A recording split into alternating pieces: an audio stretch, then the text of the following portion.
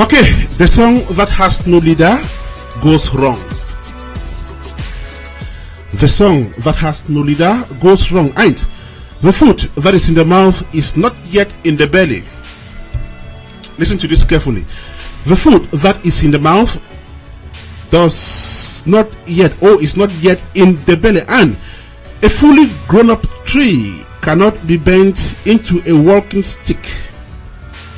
Now, this Kikuyu proverb says a fully grown up tree cannot be bent into a walking stick.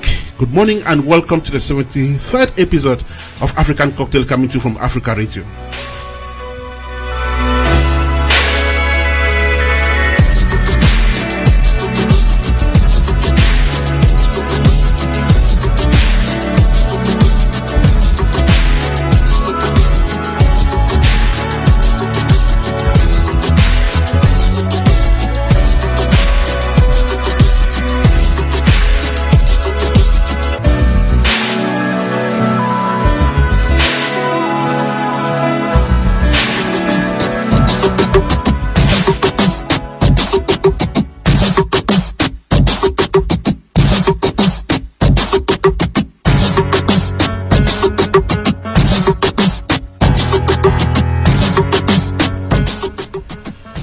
Okay, good afternoon to listeners of African Cocktail in the 16 counties in Liberia, especially those in Bomi, Maryland, Lofad, Nimba, and of course Grand Cape Mount. I'm also thinking of listeners of the show in Kono district in the eastern province of Sierra Leone and those in Moyamba district in the southern province of that country. Good afternoon to listeners of African Cocktail in Farana and Kindia regions of Conakry, that is in Guinea. We stay with victims of the Ebola and countries that have been struck by this pandemic. This 73rd episode of African Cocktail is devoted to these three countries. And whenever you get this voice every Wednesday at this hour, know that you're listening to African Cocktail. Welcome to the 20th episode of the show for phase 2 of 2014, which is of course African Cocktail number 73 since we started the show of May last year. And just like we say all the time, African Cocktail is that party on radio that brings you all the niceties of the beautiful African continent. So how much of Africa do you know? How much of Africa do you eat? How much of Africa do you wear? How much of African entertainment news do you get to listen to? Oh, Savo. And most important, how much of African music do you get to listen to? These are the kind of questions we do well just to answer on this show.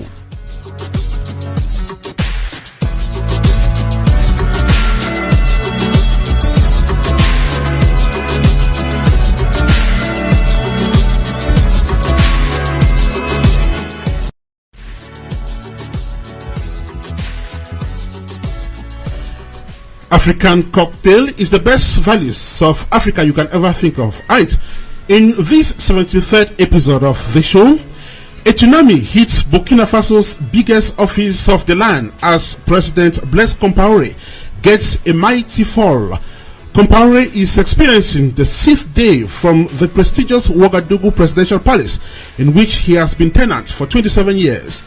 Compaore, who was one of Africa's longest serving leaders, was forced out of power by the people of Burkina Faso last Thursday following mass street demonstrations to protest against a planned constitutional change that was going to allow him run for another term of office.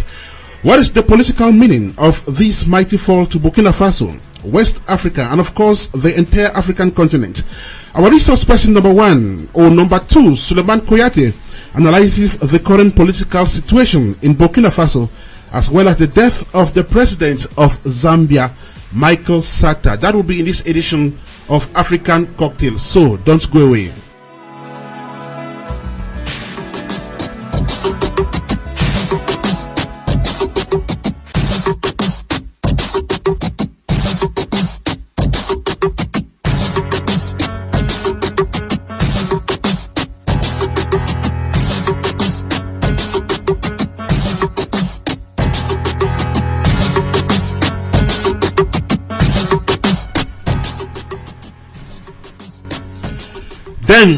Despite all odds, the Liberian community in Ohio's chief city of Columbus is waxing on strong.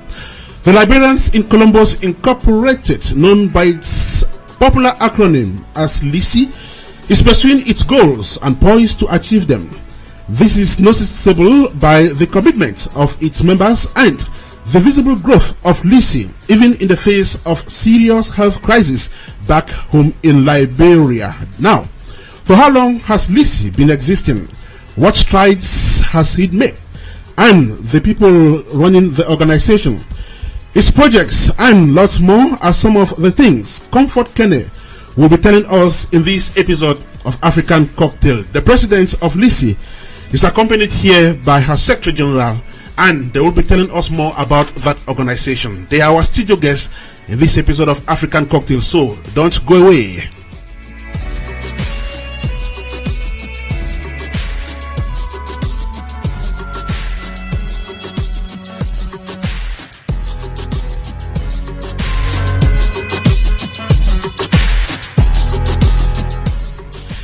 Then we shall come back to the Ebola crisis with our friends from Sierra Leone and the Voices to End Ebola project, which has just been launched in the city of Columbus. We are hoping to have them here in the studio to talk about it. It is a joint effort, and of course, it's a task force that has been put in place, bringing together the people of Liberia, Sierra Leone, and of course, Guinea-Conakry, living in the city of Columbus. Then, our regular slots, the Belgium report with Titus Banyo from the city of Antwerp. Then Solomon Atah's South Connect from Johannesburg, and of course Ifana Kwala's the Central African report from Douala, Cameroon, will be yours in this episode of African Cocktail. Meantime, I'm not in this 1110 studio of Africa Radio, situated at the Morse Road, the city of Columbus alone. I'm joined by our studio guests, whom I'm going to introduce before we start the show. Now, to my extreme left is Comfort Kenneh. Comfort Kenneh is the president of the Liberians in Columbus Incorporated. We've actually made a lot of efforts to have her in this studio today. Comfort, you are welcome to the show. Thank you. Could you come close to your microphone, please?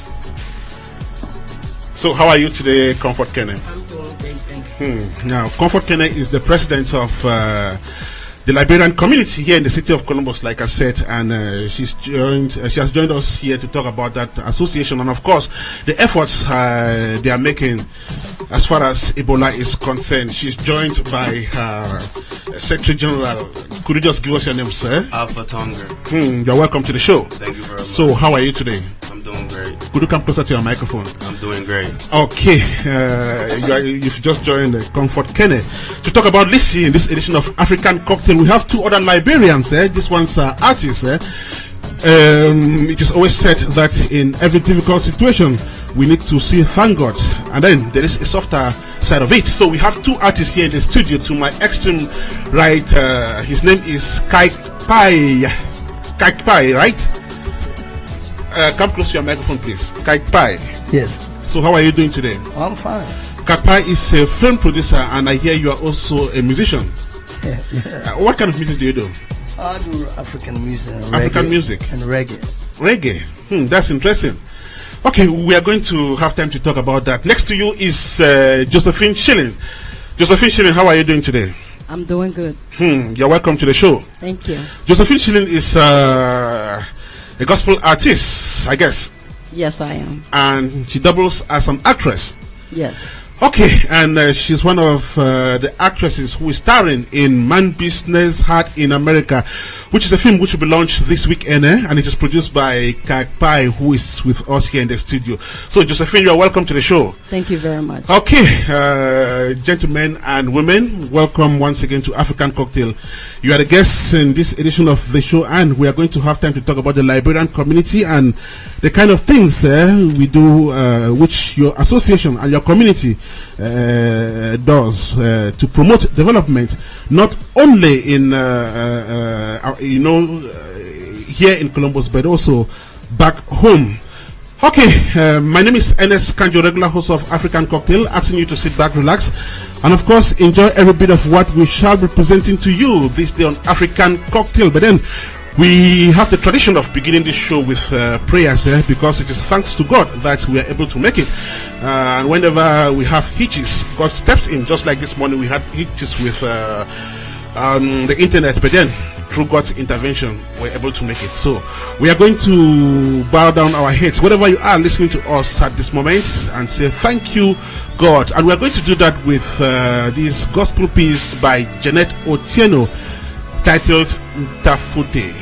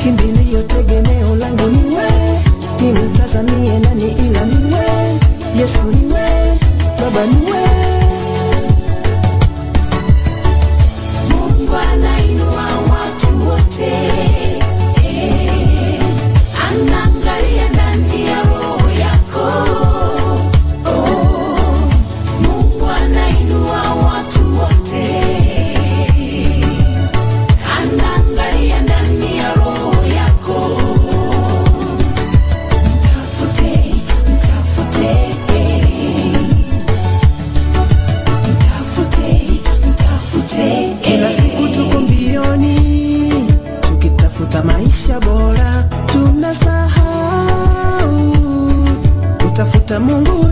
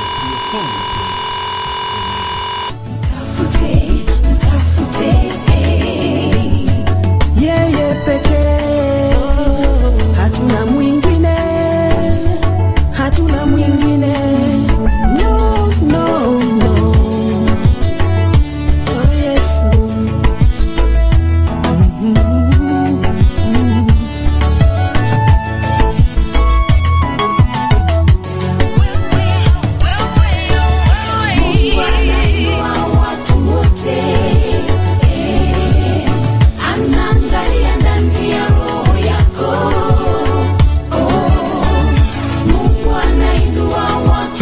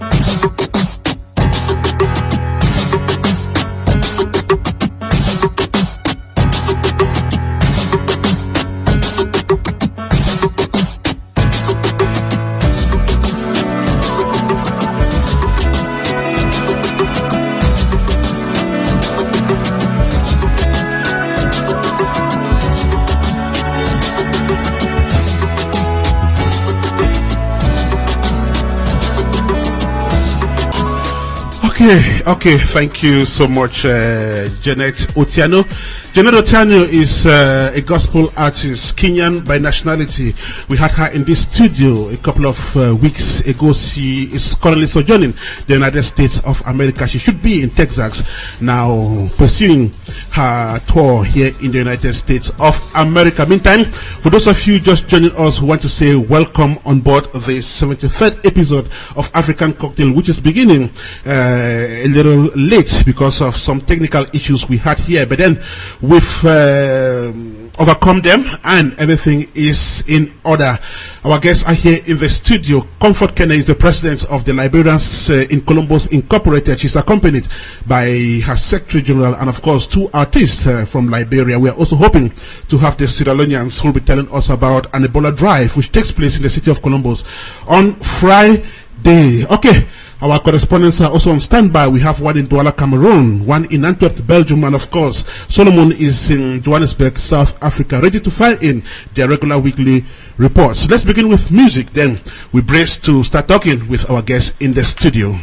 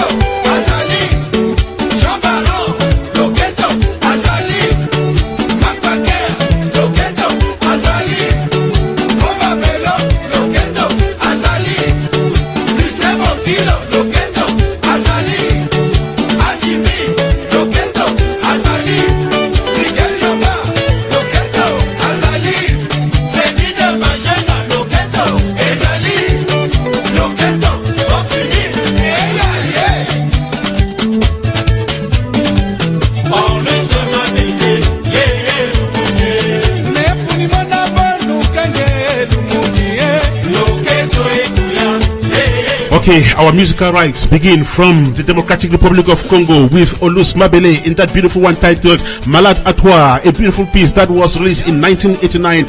A wonderful soukous piece there that goes to the listening and dancing pleasure of all my friends in Kinshasa. I'm also thinking of those in Bukavu, and of course my friends in the city of Columbus. What about the Liberians living in this city? I just want to say good morning because the president of LICI is here with us. Comfort Kenneh is her name. She's accompanied by the Secretary General of that organization. His name is Alpha Tonghor, and of course there is Kaikpai and Josephine Shilling. They are all my studio guests. At exactly 10:49 by our studio clock, time for us to receive our studio guests so that we can begin our conversation. Comfort, once again, you are welcome. Thank you. Okay, first of all, I would like to know who Comfort Kenneh is, especially for the sake of those listening to us at this moment. I'm going to be simple. Comfort Kenneh is now the current president of Liberians in Columbus, LICI. And Comfort Kenneh is a wife, a mother of 3 beautiful children. I'm simple, Comfort Kenneh. That's who I am. Okay, a wife and mother of 3 beautiful children.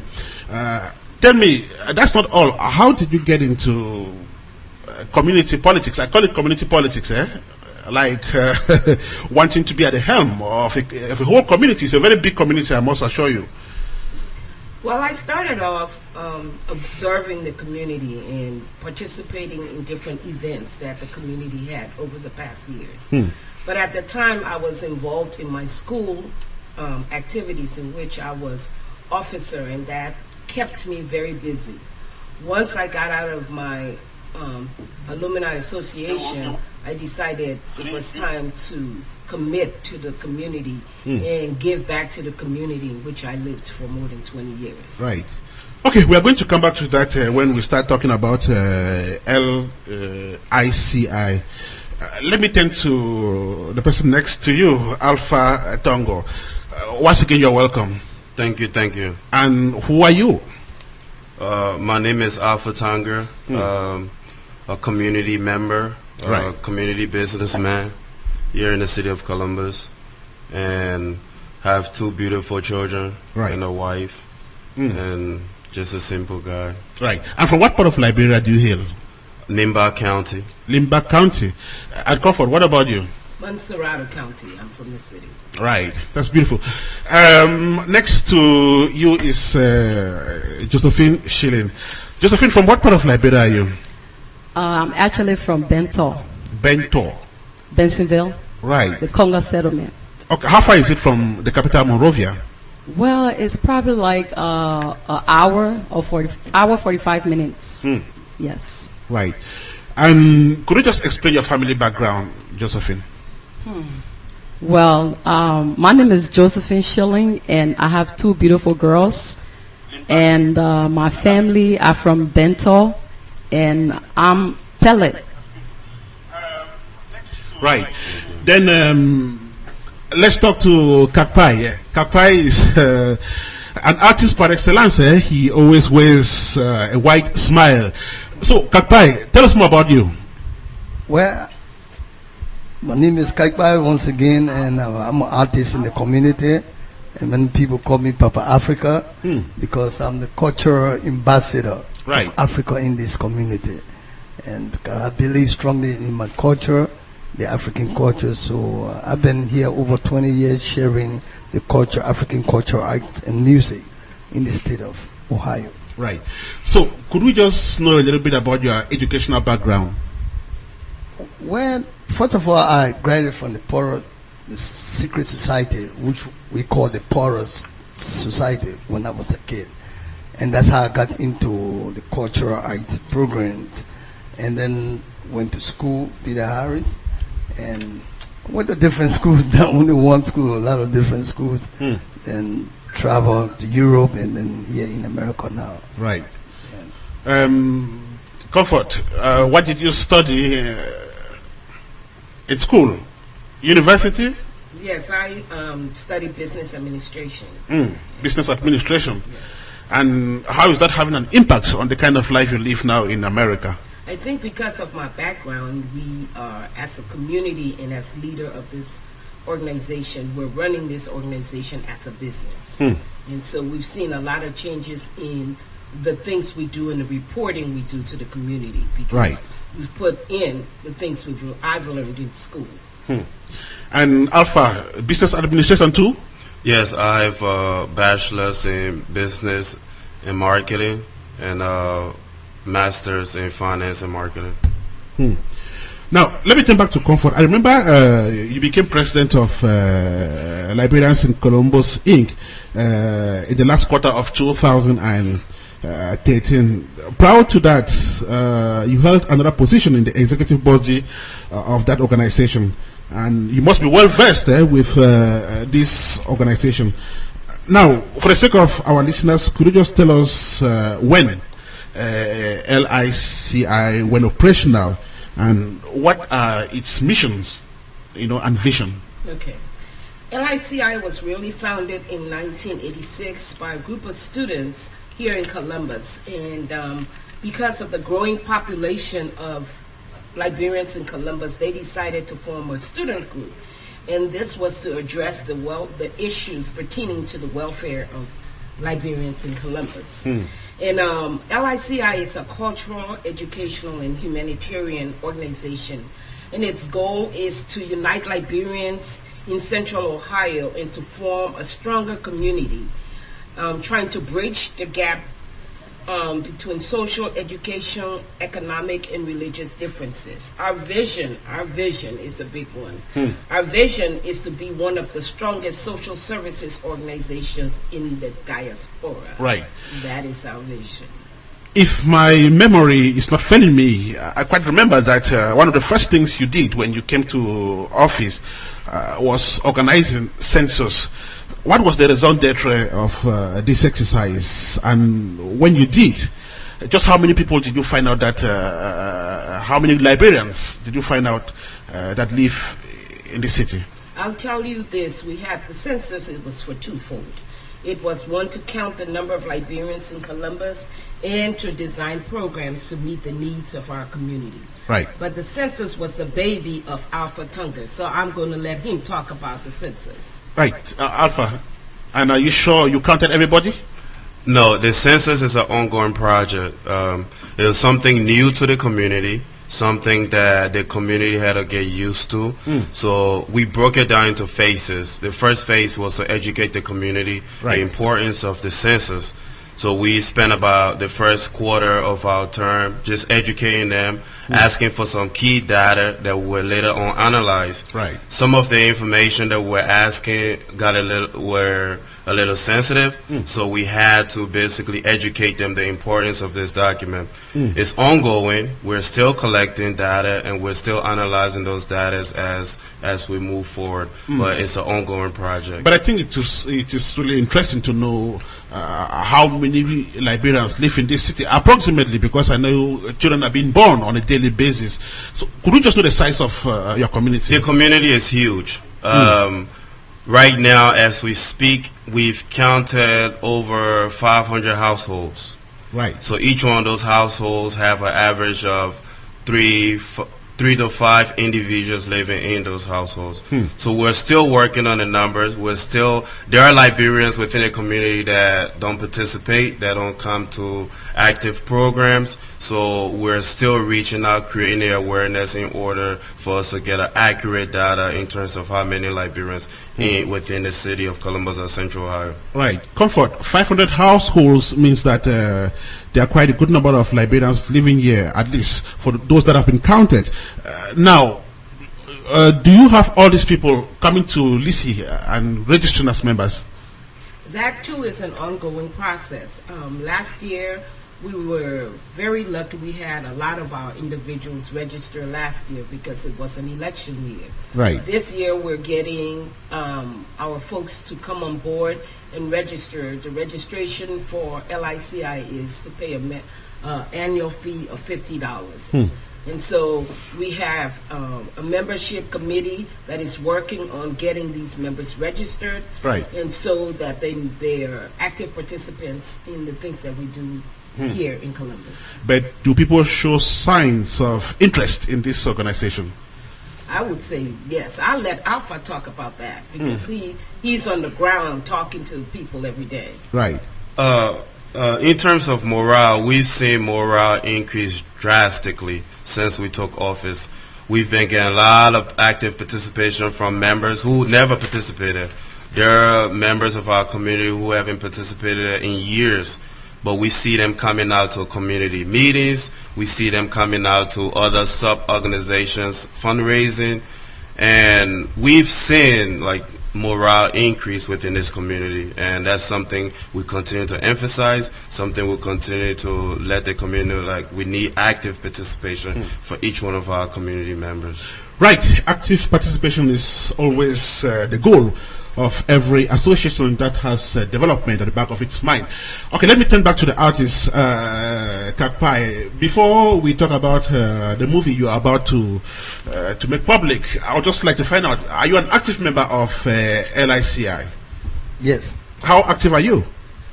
Oh, well, I mean, I'm like the culture ambassador for LICI. Okay. Whatever we're doing pertaining art, cultural art, I'm always there to take part. I mean, I'm always part of it. Right.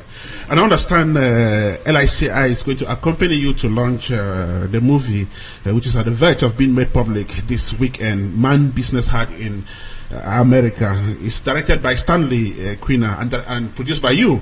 Could you just tell us, how did this project come about? Well, you know, it's just an allocation on peace. It's a common, but also an allocation of kind of movie for our women that come in this country, because most of them, not all of them, most of them come to this country, their husbands work so hard, or some of them get serious men, but when they come to this country, started driving their eyes open, they let them down. Right. So I decided to do this movie because it happened to so many of my friends. So I decided to do this movie. It's hard to find a good man in America, because when you leave the good man, it takes you forever to find another good man like the man you left. So it's an advice to our women then that come into the country When you get one good man, stay there no matter what. Don't let nobody fool you to get out there, because it's not easy to find a good man. Now, this is very sensitive, and I understand you must have done good research to be able to work on this, cinematographically speaking. Now, when you presented this project to the people you work with, how did they react? Did they, immediately accept this topic and said, you guys should go ahead and shoot it? Oh, yeah. Even the single ones were happy to take part of this, to be part of this, because they know this is reality. This is real. This happening every day. Most of our women then, they disappoint their men, not only Liberians, but all Africans. It happening in all African community today. Men try to do everything to keep their wives, but sometimes they go out there, make mistake. So this one is to educate them, It's not easy to find a good man. When you get one, stay there. When you get one, stay there. That's beautifully put. Josephine, you are one of the lead actresses in this movie.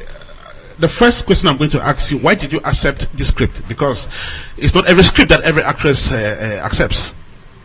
Well, this is actually my first movie, and it was somebody that suggested me to Mr. Passawe, and he came and talked to me, and then I was like, you know what, I would try this and see. So I was very excited, and based on that, I decided to go ahead, and not knowing much about movie, but I still decided to go ahead and give it a try. Right. Yes. And when you read the script, were you comfortable with it? Yes. Okay. And what is the character you are playing in this movie? I'm playing Mema, which is Dr. Cully's wife. I'm the one he brought from Liberia, the young girl, and then I frustrated him. Right. I broke his heart. And Josephine broke in someone's heart in a movie. Were you comfortable playing this role? Yes. Okay, thank you so much, Josephine. We'll come back to you. Time for us to have some music, then we'll be back. All right.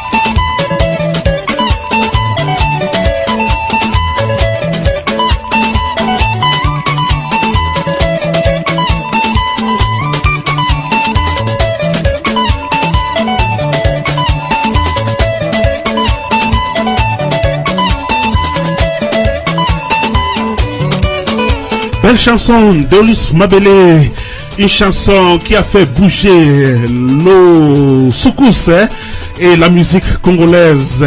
Vous êtes belle et bien branchée sur les ondes de Africa Radio avec votre ami de chaque mercredi, Ernest Kanjo dans African Cocktail. Bonjour à tous mes amis de Ouagadougou qui viennent, on ne veut pas dire que chasser Blaise Compaore. I'm talking about Burkina Faso. Souleyman Kouyate will definitely join us in the next couple of minutes to analyze the demise of one of Africa's longest serving presidents, Blaise Compaore of Burkina Faso. He's been in power for 27 years, and of course, it has come to an end. Okay, African Cocktail coming to you from Africa Radio with Ernest, Kanjo. It's exactly 6 minutes past 11 o'clock. Let's see if Souleyman Atah is already with us at exactly 6 minutes past 5 in Johannesburg, South Africa. Souleyman, you're welcome to the show. Thank you, Ernest, and welcome to you and your listeners to this city of gold. Ernest, we're sitting again at the Reeve Hotel, and in fact, this is in the financial district of the city of gold. So, like many everywhere, Ernest. So, this week, like we promised the listeners, we couldn't get this interview with the relationship groomer. Luckily, we are on air today with Zama Titi, who is also a business analyst, a father, and a specialist relationship groomer sitting right in front of me. Ernest? That's quite interesting. Thank God we have another guest.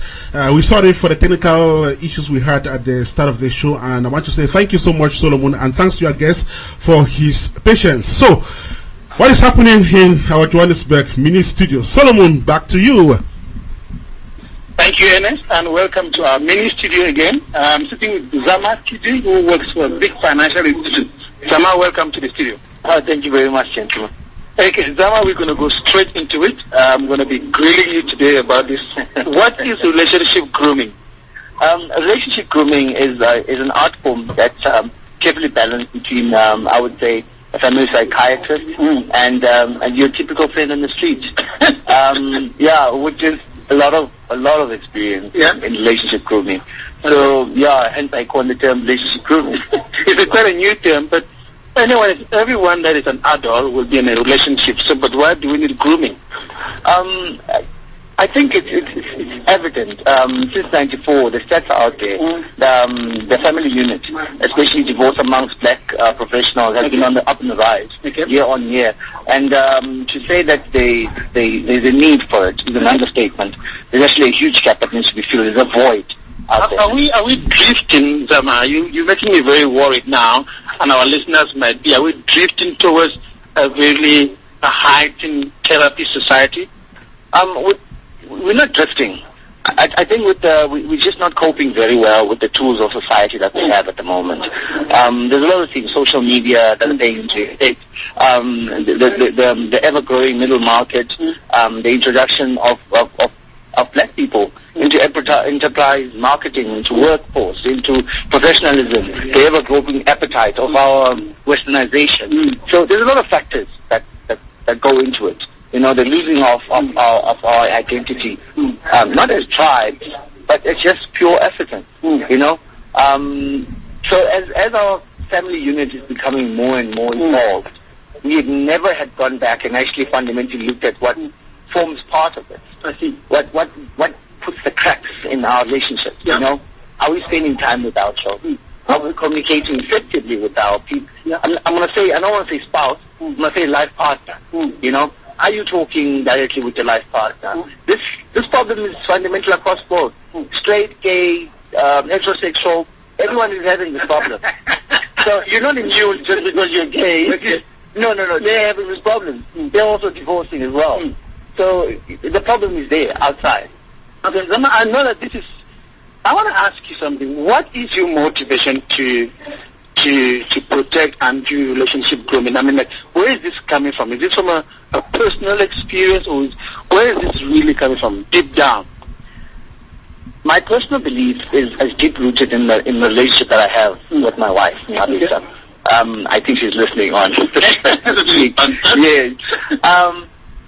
We have a special connection. You know, when you find a special connection with someone, my motivation has always been her. And I look at other people, and I'm in awe at how I can see that they don't have what we have. I'm very aware of that.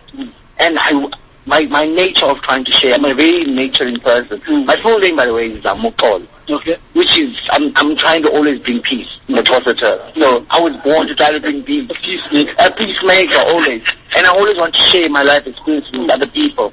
Not solely because I think I know better, just if I can put a smile on their face, if I can make your life a little much better, I try to do that. So that's always been my driving force. And I would say by sheer numbers of people saying, Zama, I think you have a gift. You should try to make this professional. And that's how I ended up with relationship grooming. Okay, I'm going to be asking you a little bit later on about that. But now, I've spoken to Linda Yende as well, and he's considered quite a big authority when it comes to relationship issues. He's a personal friend of mine. Okay, so, but anyway, I also squeezed him around the fact that is he feeling that the family unit, as we used to know it, well, used to based on how long we've been about here, but are you feeling that the family unit is threatened somehow because the relationships that are falling apart around you, or that they are not strengthened the way you would like to see them? I think so. People are becoming more apart. They get married. Like some kind of together alone. Yes, they're together alone. That's a very good point, one. I think I'm going to steal that, by the way. They're together and alone at the same time, you know? And you look at the family, and you look at them, and you can see couples, they're not on the phones. They don't laugh. You know, that's a simple thing. If you don't laugh with the person that you are, the family unit is breaking. They don't break overnight. When a relationship fails, it doesn't happen overnight. It's little cracks, different pieces, you know? In order to bring down the wall of Jericho, you don't just shoot at it. You know, you take one stone out at a time, one stone at a time. That little crack becomes a big crack. Before you know it, it becomes a canvas, and it's gone, and it falls down and crumbles. So each and every relationship needs I would say, relationship groomer, standing there with cement, you know, plastering this wall, you know, to fix the cracks. And you all know that the cracks are there unless someone taps you on the shoulder and says, look, I think this is a crack. Look, I think that you've really kind of opened quite a bit of a can of worms, and the families that are listening. What are some of the key points whereby you start noticing that this relationship, in order to protect it from itself, as it were, starts to require the services of a relationship groomer? I usually ask most couples if they have a safety space. Most couples don't have a safety space. What is a safety space? Now, there's a safety space. I'm going to give you an example. My wife and I have a safety space. We take baths together. Okay. Irrespective of how bad the day is, whether we argued, whether we talked, whether we're not talking, whether we hate each other, that day, we take a bath together. Irrespective. Do you understand what I'm saying? Okay. So we force each other to bond every day, whether we want to or not, whether our feelings are in or not. Because fundamentally, to our core, we love each other indefinitely. And we know this about each other.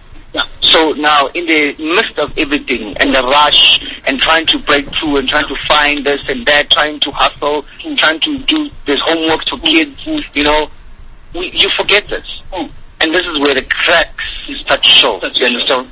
So unless you have a safety space as a couple, where you can, if you want to call it regrouping, you understand? Everything. Yes, because as people, we will always clash. But let me just ask you now. But that would mean that you would have had a certain key point of interest as a couple that would come to your mind in the midst of all this difficulty. How difficult to pull that off? It's not, actually. Most couples always have a common denominator. Okay. Something that binded them in the first place. Whether they liked roller skating together, they liked walking together, they liked drag racing together, whether they liked watching cricket together. But there was something that they both liked, which when they spoke about it, they could not believe. Oh my God, you like that thing? I also like that thing. They have that one thing that no one gets. That should be one of the things that, despite whatever could be happening, that should bring. They need to go back to that point. Okay. Constantly, because that's what brings them together. That's they connect. That's the spark. When both of them discover that they both like the spark, that's when they were looking at each other and thinking, at the back of the mind, I think I can spend the rest of my life with Solomon. That's when they were thinking it. They had not verbalized it, but they were still thinking it. I think he's the one, or I think she's the one. You know. So let me just ask you another one as we go almost going to wrap it up a little bit. Who should be speaking or booking the services of a relationship groomer? Everyone and anyone. I Okay? I always say... adults. Adults, obviously. Oh, thank you for pointing that out. In the most respectable of manners, it will have to be an adult of acceptable age, you know, of consenting age. I don't want to get in trouble with parents. I know I'm a father as well. I wouldn't want someone, encouraging my kids to get into a relationship. So at this point, I'm only looking at whether you're lesbian, whether you're gay, whether you're straight, whether you were single, trying to find something. And I always ask my talks, and start my talks, and I say, are you single? Do you think there's something wrong with you? If you think it probably is. If you don't think so, then you're probably okay. So that's what I'm looking at.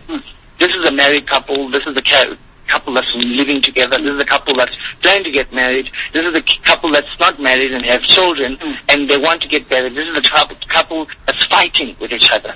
Okay, this is someone who's alone and wants to be with someone. And what would be the point that they make the decision? Are you saying that if you start feeling this kind of cracks, what are some of the indicators that they need to start to speak to someone that can see? The funny thing is about cracks, Solomon. There are no indicators. Okay. It's only when someone actually talks to you, then you actually stop and realize that there are cracks. I see. Because even when there's cracks, even in my home, I don't see them. But luckily enough, I have a wife that's vocal about them. So when she does point them out to me, I'm quick to submit and say, I think you have a point. It's a good thing. But let me just ask you, how do you differentiate a relationship groomer like yourself and a marriage counselor? A marriage counselor only seeks to reconcile the problem at that point. Okay. Do you understand? A relationship groomer is a mentor. Okay. Someone that you can go back to when you're having fun. Okay. Do you understand? Not when it's horrible. Yes. Okay. Do you understand? A marriage counselor you go to when there's something wrong. Yeah. A relationship groomer you go to when there's something wrong and when there's something right. Absolutely. When the relationship is going right, you can't go see a counselor. They're going to ask you what's your problem. Zama, what can we expect? What's happening next? Around you. What's happening next is at the Saturday at the Reef Hotel. Me and a couple of speakers are going to be here at Reef Hotel, and I might say I'm going to revolutionize the thinking of most couples. You know? I love the way you put it. I love the way you put it. Yeah. So how can we get hold of you? How can listeners listen to you now on africaradio.com? How can we get hold of you? Currently at the moment I'm on Twitter. Under Zamatiti underscore talk. This is ZAMATITI underscore talks. That's TOLKS. This is on Twitter. On Facebook, Zamatiti. Again, ZAMA space TITI. Those are the ways I can get hold of me at the moment. Thank you so much for talking to Africa Radio, Zama. It was a fantastic pleasure to have you. Thank you so much, Solomon. Always a pleasure. Ernest, there you have it. That was Zama Titi. He is also a business analyst with, as I indicated in the beginning, with one of the major banks here in South Africa. And that's it from us here at the City of Gold. The sun is just gold in the horizon right now, as a matter of fact. And I will be talking to you again next week, especially after Connect seminars that's happening on the 8th of November. Bye-bye from Johannesburg. Okay, thank you so much, Solomon, speaking there from the City of Gold with his guest, a relationship expert. Okay, thank you so much, and we hope to have you again next week. Back into the studio, we have our guests here. Some of them will be leaving us right ahead. So let me come back to you, Comfort. Prior to you coming to the helm of LICI, what are some of the achievements that this organization had? This organization has over the years sent medical supplies to a hospital in Liberia, Phoebe Hospital. This organization also has was very instrumental in helping the family that had the conjoined twins in the year 2000. They came from Africa, joined. Right. And this organization was there to help the family. And though the family still lives here in Columbus, the twins are growing. And we've also had symposium for businesses.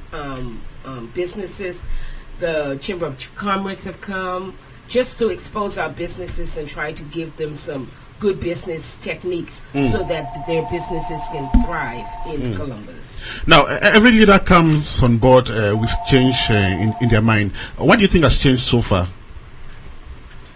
Alpha, I'll let you answer that. What do you think have changed in our organization so far? A lot have changed. When we took office, we focus on three key focuses. One of our main focus was to make the organization economically viable. Another focus was to bridge the communication gap between the young, the old, the poor, the more economic influence. We've done a lot, and another focus was to increase transparency. In terms of revenue, we've increased revenue by over 120% in the last 7 months. 7 to 8 months since we've been in office, or in less than a year, I'll say. Okay. We've also created a dynamic way of communicating throughout the community. We use our phone system, and other social organizations, individuals in the community use our phone system to send out messages through the community, and that also generates revenue for us and so forth. Right. Okay, let me go back to the actress, Josephine. Could you tell us your experience working with other actors on the set of Man Business Hard in America? Well, most of the actors and actresses that I work with in this movie, it was all like experience for us. You know, they haven't been in other movies before. This was like our first, project. Right. But anyway, my experience, I learned a lot, because there were times we agree on stuff, and there were times that we did not agree. So there was some good that I learned, and there were also some bad. Yeah. And what about the director and the technical crew? Well, I mean, it was tough. It was really tough because, first of all, when we started recording Men Business Hard, it's like, we didn't really have the equipment, the right equipment.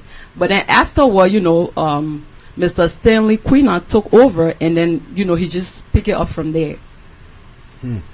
And the premiere of this movie comes up this Saturday. Are you anxious? Are you excited? Well, it's actually the release of the movies. And yes, I am excited, because after all my hard work and, so many time and effort put into this project, finally, it's going to be out. So I'm excited. Mr. Director, let me turn to you, the producer, I beg your pardon. Now, it's a whole task, very Herculean, working with so many people, actors, director, and other crew members. How did you find this experience? Was it a smooth one? Well, I mean, the experience working with those people was very good, and I really enjoy working with them because it was fun. But as for me, I used to work with so many people because I started with the National Cultural Troupe of Liberia and the Cultural Ambassador, so I used to be in group. So working with them, it was fun to me. It was very good because for the first time, it didn't take me a long time to work with them to become actors and actresses. From every indication, virtually everyone working in this project is kind of new. How did you mobilize all these people? Well, I took some time with some of them, more especially the main actors and actresses. I took some time with them to how to look at the camera, how to face in the camera, because facing camera sometimes is scary. So it was kind of a full-time training session before you started the project. Yes, I didn't just get up to start shooting the movie. We did some stuff around, we did it with camera, but it was not the real thing. And then later, I found the right people, and I decided to put it. And did they like the story? Because that is what is important. Yeah, they like the story. They like the story. Now, tell me, do you just have Liberians featuring in this movie, or you have actors from other parts of Africa? Yes, we have actor and actresses, maybe I think were actresses from other country. Okay. Yeah. And how was that melange? Was it smooth?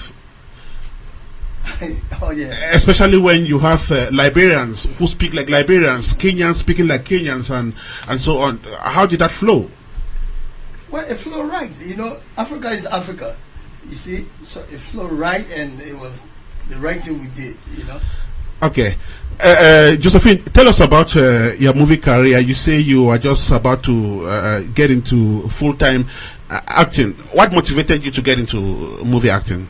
Well, after the Men Business High in America, you know, that already like woke up something, you know, that was in me. I guess this, you know, was in me, but I didn't know I had it until when I did the movie, you know. And after I did that, it encouraged me so much that I came out with my own script, you know, my own story, you know. Right. So it did a lot. Now, if that first experience encouraged you, it means that there's something which you did which was positive. What do you think are your strengths as an actress? What do you think the director or the producer would, you know, actually admire in you as an actress? Well, my determination, you know, I would say that that's my strength, because when we started this project, it was tough. It was really tough. Some people would have, you know, given up in the beginning, but I stood my ground. And, you know, I fought, you know, I didn't give up. And I made a whole lot of sacrifices, you know, to do it. So I would say that's my strength, you know, my persistence and stuff like that. Persistence, standing your grounds and not giving up means that you intend to take this career of yours to somewhere. What is your ambition? Well, my ambition is to release my own movie and to have like a well-known actor or actresses, you know, that will partake in it, and you know, to just take my career as far as, you know, even Hollywood in the United States, you know, and to also go back home to Liberia to try to, like, you know, help the youth, encourage them, you know, and make them to know that they can do anything they put their mind to. Okay, let me turn back to Comfort and Alpha. Now, when you look at the members you have, how enthusiastic are they? Are they active enough to your satisfaction? There's room for growth. There's a lot of room for growth. However, for the time frame that we've been in office, we've done our best to mobilize as much as we can, and we're getting a lot of positive feedback from the community. So it's an ongoing progress. Now, Comfort, we also noticed that when you took up office as president of LICI, you focus a lot on worship, prayers. Tell us why and what is the raison d'etre for this? Well, as Liberians, our faith bonds us together. You know, with this, we have come to, it brought the community together. We have about 7 Liberian churches in Columbus, and the pastors of these churches have come together to form a ministerial council, and that ministerial council is now the spiritual arm of this organization. We have quarterly services, and where all 7 churches shut down, and we have one worship service. So the being part of the ministerial council, all of the different churches coming together, we're speaking of one voice. We're worshiping together. We're strengthening the community. Right. We also have some Muslims in the community, and we're trying to reach out so that we all can come together and do what is great for our community. Her name is Comfort Kenneh. Comfort Kenneh is the president of the Liberians in Columbus Inc. She's accompanied by her Secretary General Alpha Tonghor, and of course 2 artists from that community, Josephine Shilling and Kaikpai Passawe. Okay, let's listen to some music, then we'll brace to move to our resource person number 2 to talk a little bit about Burkina Faso.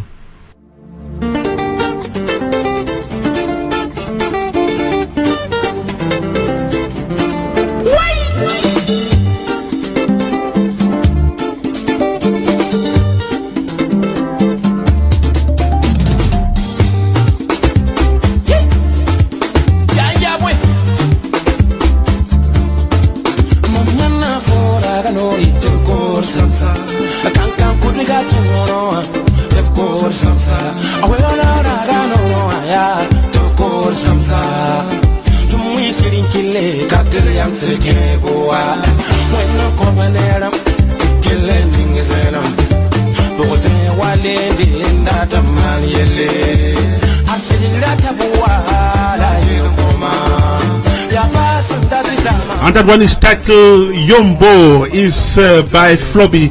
Flobby is an artist from Burkina Faso. I'm talking about Burkina Faso. Blaise Compaore has fallen from the helm of that country. We have Souleyman Kouyate, our resource person number 2 in charge of political affairs and of course international relations, who is right here to analyze the current situation in Burkina Faso. Souleyman, bonjour. Bonjour Ernest. Comment ça va, Souleyman? Ça va très bien. Merci beaucoup d'avoir été avec nous ce matin. Et Souleyman, le Burkina vient de tourner un nouveau page de sa vie politique avec la démission de l'ex-président Blaise Compaore. D'abord, est-ce que cette démission était prévisible pour quelqu'un qui a fait plus de 2 décennies au pouvoir?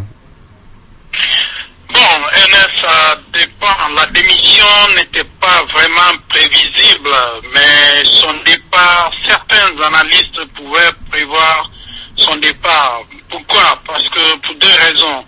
Premièrement, quand il y a eu le printemps arabe, comme on appelle, le Burkina Faso était le seul pays subsaharien qui a voulu imiter le Maghreb.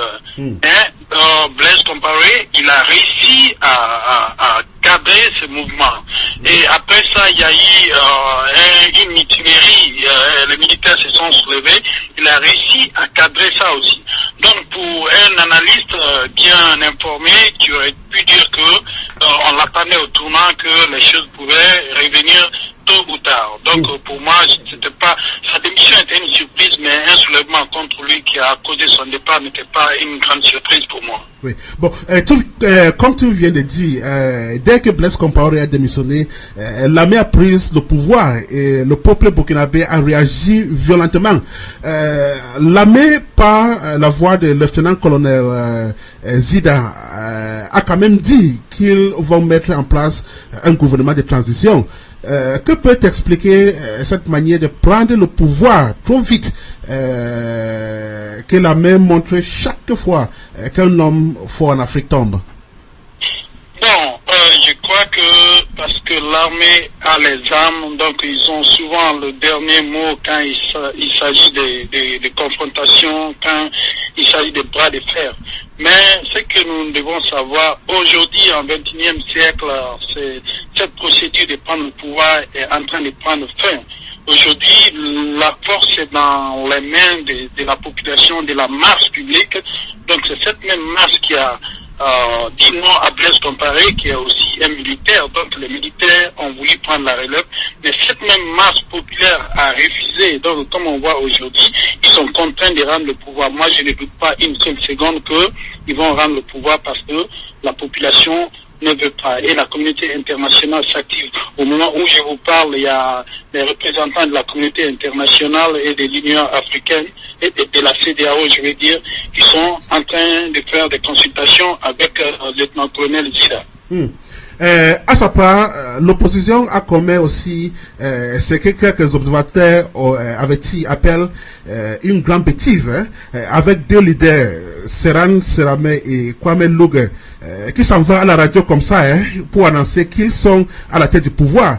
Avec ce genre de comportement seulement, est-ce qu'on peut dire, est-ce qu'on ne peut pas dire que c'est toujours l'attitude de vouloir être chef, comme celui qui vient d'être chassé au pouvoir et beaucoup d'autres dictateurs en Afrique?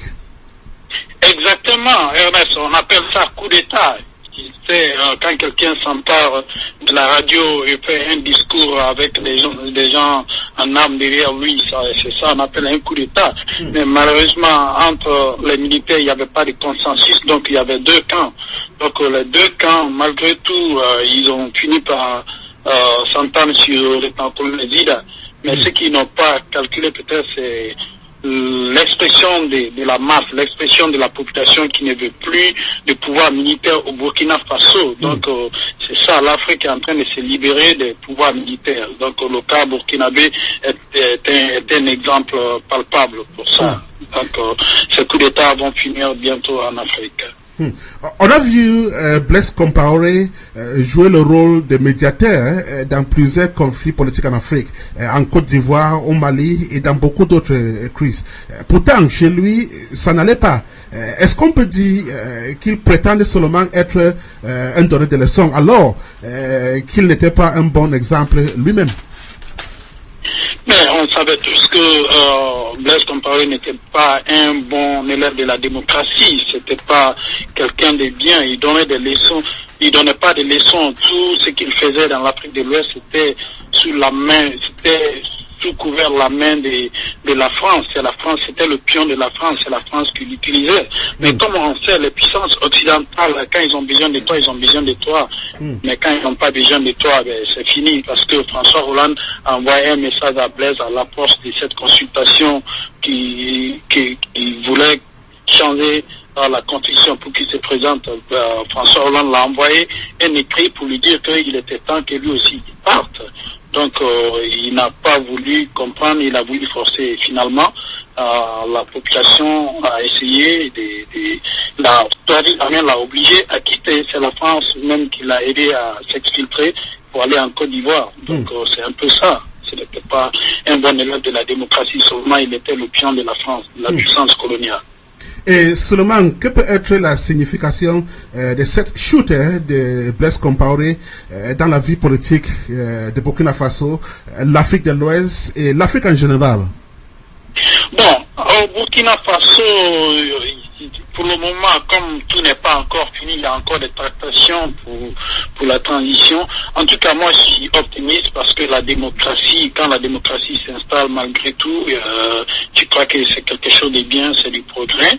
Donc, ça va ouvrir un peu la voie à l'expression, à libre expression, liberté de presse, liberté de manifester. Ça ne fait plus la démocratie, quoi. Donc, cela déjà, c'est quelque chose de bien pour le Burkina Faso. Pour ce qui concerne l'Afrique en général, c'est un très bon signe parce que je viens juste de lire que dans les autres pays, là où la dictature s'aime encore, les gens commencent déjà à se soulever.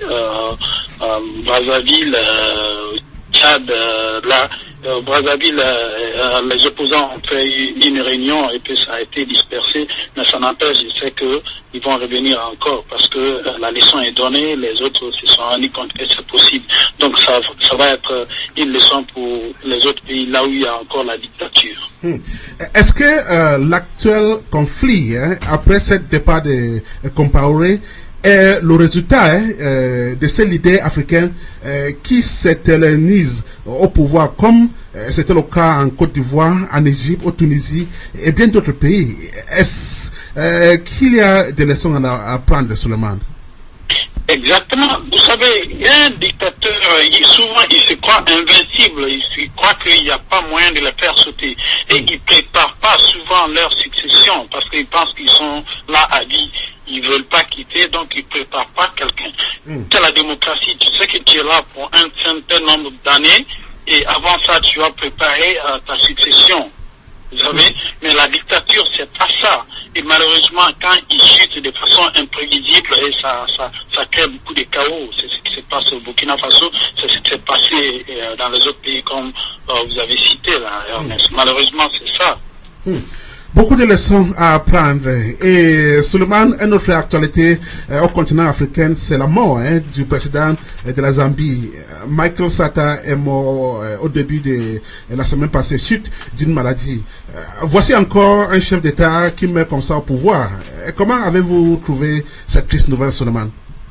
Oui, c'est vraiment triste. C'est triste que Michael Sata est décédé et sa succession aussi, lui, de façon normale, celui qui devrait le succéder, l'a succédé. Mais malheureusement, dès le départ, lui, déjà, il commence à faire des faux pas.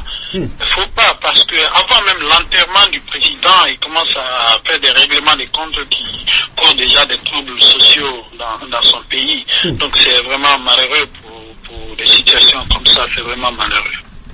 Et on dit que c'est un blanc qui a pris le pouvoir comme intérim. Votre commentaire sur ça, Souleyman? Oui, c'est un blanc, il est d'origine britannique, mais pour moi, la couleur de la peau, c'est pas ce qui m'importe, c'est pas ce qui est intéressant. Moi, ça dépend des actions, des actes qu'il met en place pour le bonheur du peuple et du pays et le futur du pays. Mais malheureusement, lui déjà, il commence à faire des faux pas. C'est ça mon inquiétude. C'est pas la couleur de sa peau un peu qui m'inquiète. Ce sont les actes mal placés qu'il a fait dès le décès du président Atah. C'est ça un peu qui m'inquiète. Souleyman, merci beaucoup pour toute cette analyse et on espérait t'avoir encore. Merci beaucoup Ernest, bonne journée à tout le monde. Bonne journée à toi, Souleyman Kouyate, resource person number 2 in charge of political affairs and of course international relations. Souleyman was analyzing the current situation in Burkina Faso, which is the demise of Blaise Compaore, who has been in power for 27 years, and he was ousted following the street protests against a constitutional amendment which was about to let him run for another term of office. Okay, I'll get back to you, Mr. Producer. We are not done yet. Just to find out, are you satisfied with the technical quality of Man Business had in America, which you're about to dish out to the public? Oh yes, I'm satisfied. The images are okay? Yes. Sound okay? Everything okay. And what about the artistic quality of it, the performance of the artists? The performances are all good. So what did it take you to put together this project? Financially, materially, human resource wise? Well, it takes a whole lot more special energy, time, it takes a whole lot to get this project together. It took so many years to get where it is now. Is that why it took long for this project to be completed and released? Oh yeah, financially. Well, financial problem, yeah. Right. Yeah. Comfort, let me just find out from you, when you have members of your community who get into initiatives like this, how do you support them as an organization? As an organization, we give them exposure. We make sure that they come to the different events and show the community what it is that they do.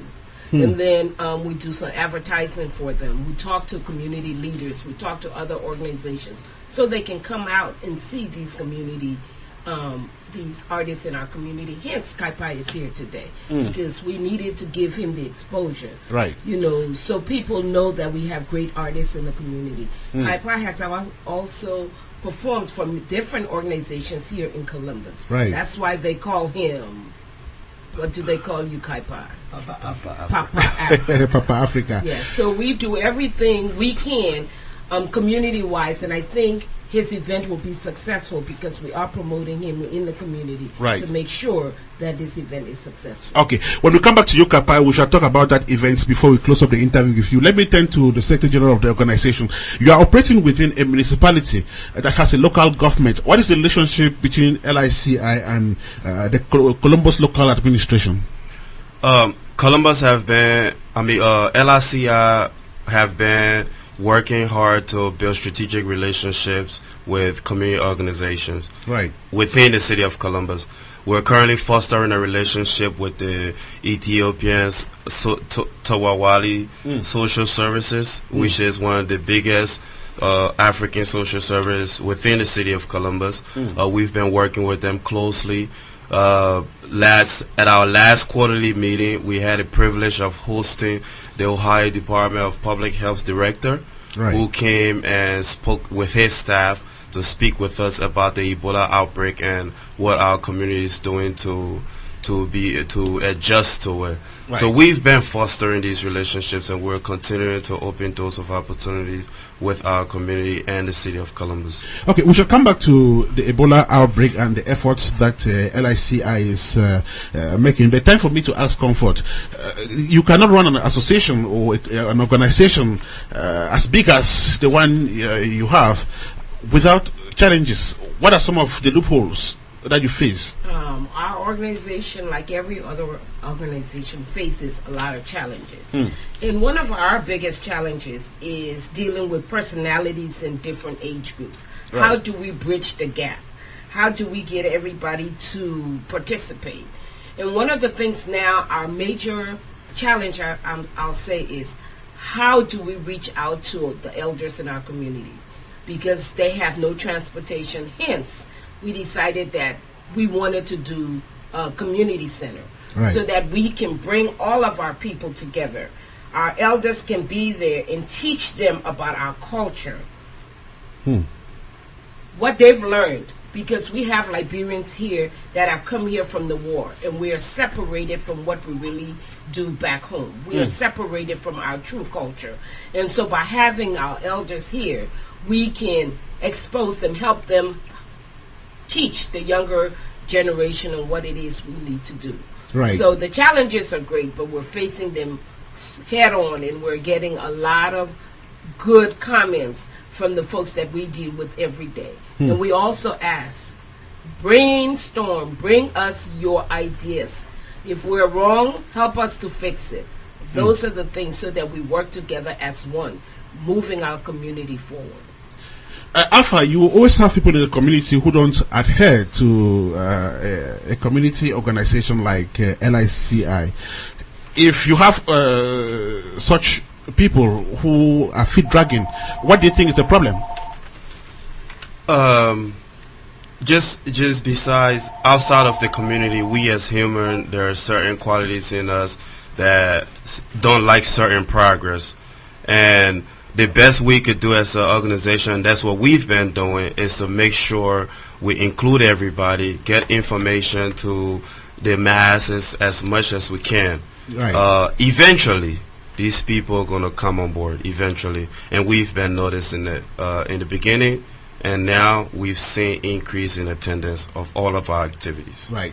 Eventually they'll come on board. We shall have a short break, then we'll talk about Ebola. But before we have a short break, let me go back to the producer of Mind Business Hard in America. So you'll be premiering this movie on Saturday, I guess. Yes. In an event that has been planned for the city of Columbus. So can you just tell me, how is this event going to look like? Could you just describe the phase of it? How is it going to look like? What do you have on the agenda? Well, this will be the first movie release party that will have a concert in it. We're going to also have a concert with a lot of recording artists that will be performing from different countries. Not just Liberia, we have artists from Sierra Leone, Nigeria. They all will be there that night to perform. So it will be a concert in movie release party. And this will be at 1072 Allen Creek Drive, Columbus, Ohio. Okay. Yeah. Okay, we'll come back to you. Time for us to take a break.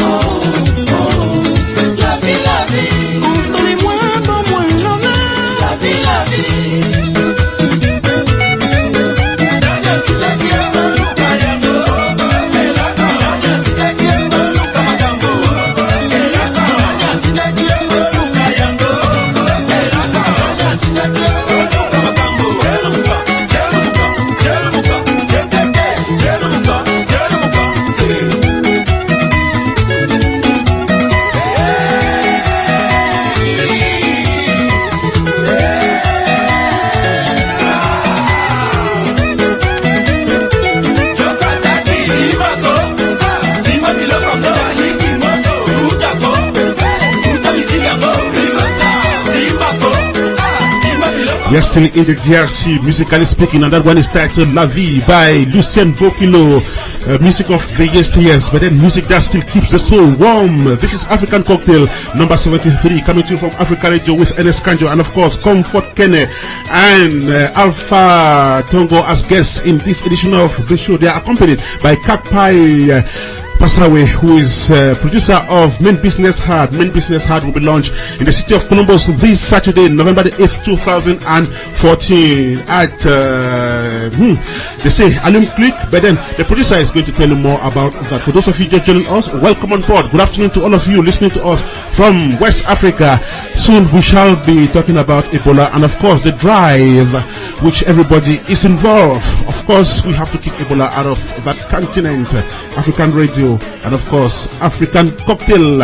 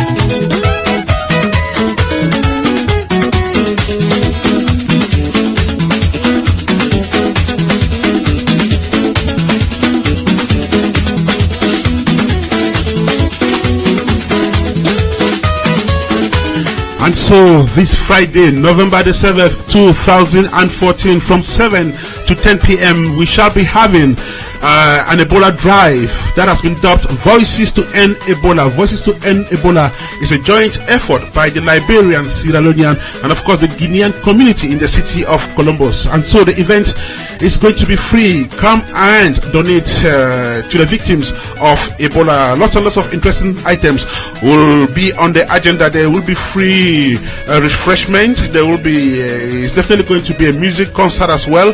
A few talks, if I'm not mistaken. Lots and lots of interesting items. But then the goal is to donate to victims of Ebola. We all know what this crisis has done to Africa and also to the world. So, if you are living within Columbus and of course its environs, please come to.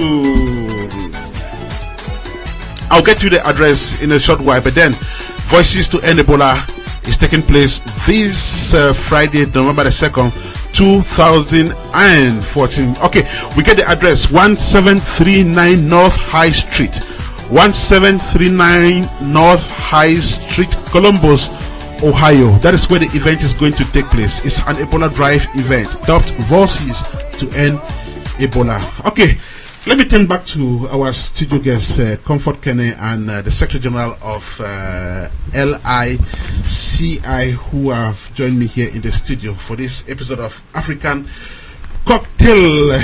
Okay, Comfort, a couple of months now, Liberia has been suffering under the weight of the Ebola disease. I would imagine your community is terribly hit by this, and there is a general scare. Comfort, tell me, what do you think about that, and what was your immediate reaction when news got to you that there had been an Ebola outbreak in West Africa? Of course, this was devastating for our community. And it started in March, but we were really hit in July with the impact of the Ebola drive. So LICI put together its own Ebola drive, in which we had our ambassador to the United States come out, His Excellency Ambassador Jeremiah Salenti, and we had an internal Ebola drive. Right. We are also, as you already know, we're also working with other organizations in Columbus, Right. And working through the Ethiopian Tewahedo Social Services, and you already have the information of the drive. This is the first Ebola drive we're having together at the OSU campus at the Archie Griffin location. Right. So Alpha can give you some more information of some of the things that we are doing with our drive, Right. and working with other Now, individuals. before we come to you, I just want to welcome Dr. Roy Boikai. Okay, just get the microphone. And you are part of the End Ebola Now campaign. You're from Sierra Leone, right? No, I'm from Liberia. From Liberia. Okay. Thank you so much for joining us in the studio. Before you buttress what Comfort was saying, I just want to find out from you, what have people been saying in your community vis-a-vis this Ebola crisis? What has been the general ambience? One of the main issues has been stigmatized. A lot of our community members work; they're employees at agencies, and they're being stigmatized. So we're trying to figure out ways to address the stigmatism. I don't know if you would notice somewhere on Facebook, someone put that, I'm not an Ebola, I'm a Liberian, not a virus. So mainly it's the stigmatism that comes with it. Okay, we'll come back to talk about the stigmatization. Time for us to welcome Dr. Leroy, who just came at a time when we opened the Ebola chapter. Doctor, tell me personally, how did you feel the first day news got to you that there was an Ebola outbreak, not only in West Africa but in your own country? A major concern on all of our behalf, recognizing that our countries, especially the countries that just got hit with the Ebola, all were coming out of civil war experiences with infrastructure being destroyed. Right. So with the effort to rebuild the country, to see that Ebola was potentially coming to destroy all of the efforts or kind of put us back in a regressive stance was very concerning. And also the fear of the virus itself. Right. The way in which it was killing so many of our people was very frightening. So we're all concerned about our relatives.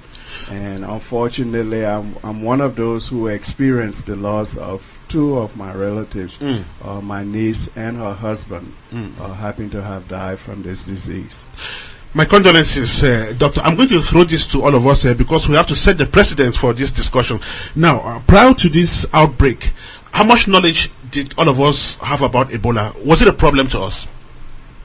How much knowledge did you have about Ebola, Comfort, for instance? Well, I knew about the Ebola from when it first hit The Congo. the Congo. Right. But we weren't really in the midst of it. So when you're not in the midst of it, it doesn't hit home. So once our folks started to it hit Liberia, then we really all took interest in it. And I was involved in some conferences with Liberian doctors and CDC to find out the real truth about Ebola. Right. And like we said before, we're working with Dr. Boikai's group in trying to educate the community regarding Ebola. Right. And the early days of this outbreak, tell us, were you interacting with the people back home, calling them and finding out what the situation really was? Yeah, I personally, my family moved back to Liberia probably about 3 years ago. And in the midst of the recent Ebola outbreak, it was a concern. So we had to basically, they just came back about 3 months ago. And we still have family there that we communicate back and forth to let them know, to try to keep themselves safe. Okay, before we get to this latest campaign, that's the End Ebola Now, Comfort was trying to tell us how LICI had been combating this unfortunate situation. Yeah, we, within our own organization, LICI, we've structured a Kick Ebola campaign also, and we had a set target to raise about $5,000 minimum in order to donate it to one of the renowned organizations on ground fighting this disease. And it's an ongoing project. So far, we've probably reached about 60% of our goal, if I may say. And we are very, very grateful to our community for their support, that they've helped us reach as far as we have for this, for collecting our goal. Now, sometimes in July, you celebrated the Liberian Independence Day. In the midst of this crisis, how was it generally? I mean, it was a tough time for everybody. In the midst of Ebola, we were trying to celebrate. But it was also a learning time for us, too, because a lot of folks who attended it, some of them were coming from Liberia from the first time. And so they were giving us first-hand information of what was going on the ground. But in the midst of it, I think we all stood together in trying to understand this virus. Right. And together, I think we decided what we were going to do as a community. And not only as a community, but what we could do together as African nations, working together to eradicate Ebola in the countries that were affected. And Ebola has also hit the United States. So now it's the concern of everybody of what we need to do. It's definitely a concern of everybody. I'll turn back to you, Dr. Is it Boikai? Yes. Yeah, Boikai. Now, this current campaign, dubbed Voices to End Ebola, seems to be the most recent that brings together these three countries that have been hit. But is it a belated campaign? Because looks like communities have been working individually, but now you're coming together, and I have the impression that you can only succeed when you work as a united force. So why is it coming at this time? Why is it late? Well, I'm not sure I agree with your characterization that this is coming late. Okay. The efforts have been ongoing for the past 2 months. Okay. Africans in the diaspora here, African communities in the diaspora here, felt that this was an all-Africa issue. Okay. And not just West Africa. So how do we all come together to support this? This led to the formation of an initiative that we refer to as End Ebola Now initiative that comprises African communities from Sierra Leone, Liberia, Guinea, and other African communities. What we needed to do was to formulate a strategy for fundraising. Right. And that takes time. So we've been meeting on a weekly basis, and this Voices to End Ebola is one of the outcomes of those meetings to begin putting together fundraising activities. And this is going to be our first fundraising activity this coming Friday, November 7th at the OSU Ohio Union. And we want to invite everybody to come out to this event and to support us. But this happens to be one of the biggest Ebola campaigns because it brings together the three the three countries. Yes. But whose idea was it in the first place? To the best of my knowledge, Abbas Bangura from Sierra Leone communicated with the director of the Ethiopian Tewahedo Social Services, Dr. Sileshi Asfa, and said, listen, we need to bring all of the communities together so that we can have an operation that reflects all of our voices as one. And it is out of that discussion and communication that the two of them decided to bring the rest of the other communities or other community leaders together to start formulating a strategy. Right. And it is from that strategy that this initiative was born. And now we are trying to undertake a variety of fundraising efforts, this being the first. There are two others. We continue to bring on board collaborators that are not just Africans. As you can see, the OSU Voices to End Ebola is actually an effort that started at OSU. Right. We're able to bring them on board to join our initiative so that it can be a combined effort. In addition to that, we have gotten the Ministerial Alliance, the Baptist Ministerial Alliance, that has just joined us and will be willing to host possibly 2 fundraisers so that we can reach our target or even exceed the target of 30,000. Right now we are thinking of even campaigning to raise about $100,000 through all of these efforts and fundraisers. Comfort, prior to Voices to End Ebola, there had been other donations going on within LICI. Could you just tell us about that and how these donations were channeled to the right destination And what impact they have had so far? Actually, the fundraising event that we are having is still ongoing, because what we've done is we're raising money. We're going to give it to Doctors Without Borders. We also have another group that we've identified, which is Global Ministry, and that is based in Minnesota. There's also some talk about trying to get things on the ground. Right. So we are investigating some of these different avenues and trying to reach the folks that we need to reach in Liberia. So our fundraising is not completed, it's ongoing. And as we finalize everything, then we're going to start putting things in place to send things to Liberia. And Alpha, what has been the reaction of the state of Ohio to these current efforts to kick Ebola out of Africa within your community? I'll let Dr. Boikai answer that question because he's been working in that capacity. Right. A good question. We have again gone out and partnered with the public health departments of Franklin County, the City of Columbus Public Health Department, so that we can begin to have information out to our community. And as a result of that, a Sunday or 2 Sundays ago, we actually had the Columbus Public Health at one of our Liberian community meetings to primarily discuss the issue of Ebola, the fear factor that is associated with this, and finding ways by which we can minimize or reduce the stigma that our communities are beginning to experience.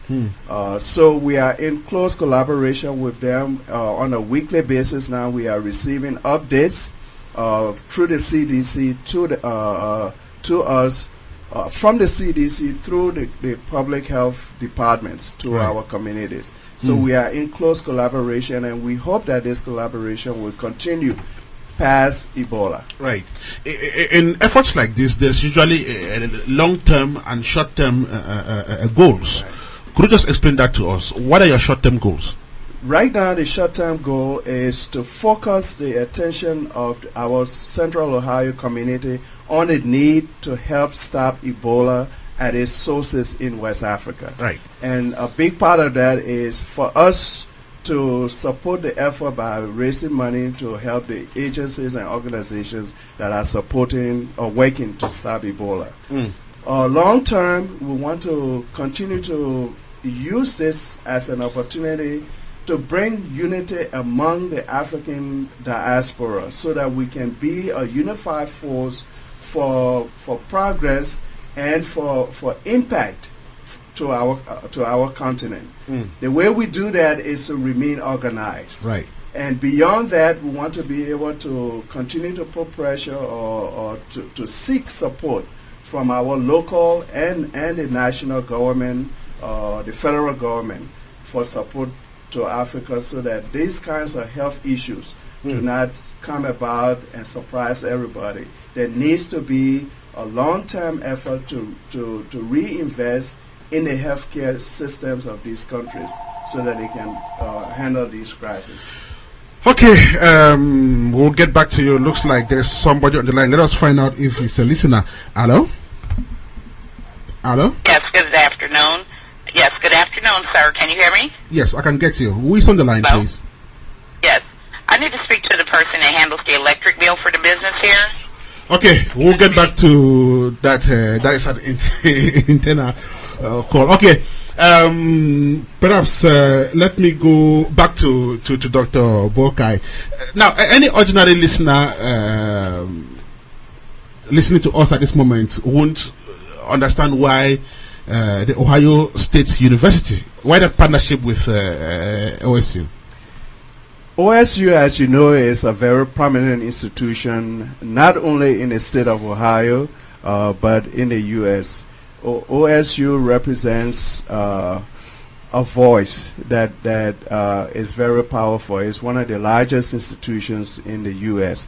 And for us to be able to build partnership with them or to have them involved in this critical issue, as almost any university campus throughout the U.S. is important. The young people have a voice, and they are critical in kind of amassing support for these kinds of global issues. Right. So it's a wonderful thing for us to collaborate with them to bring the voices of the youth to this effort. Okay, let me get back to Comfort and Alpha. Now, tell me, you will definitely have an appeal to the general public and the people of Liberia particularly. Well, before we get there, let us find out how you've been interacting with authorities back home and even the Liberian diplomatic mission in the United States.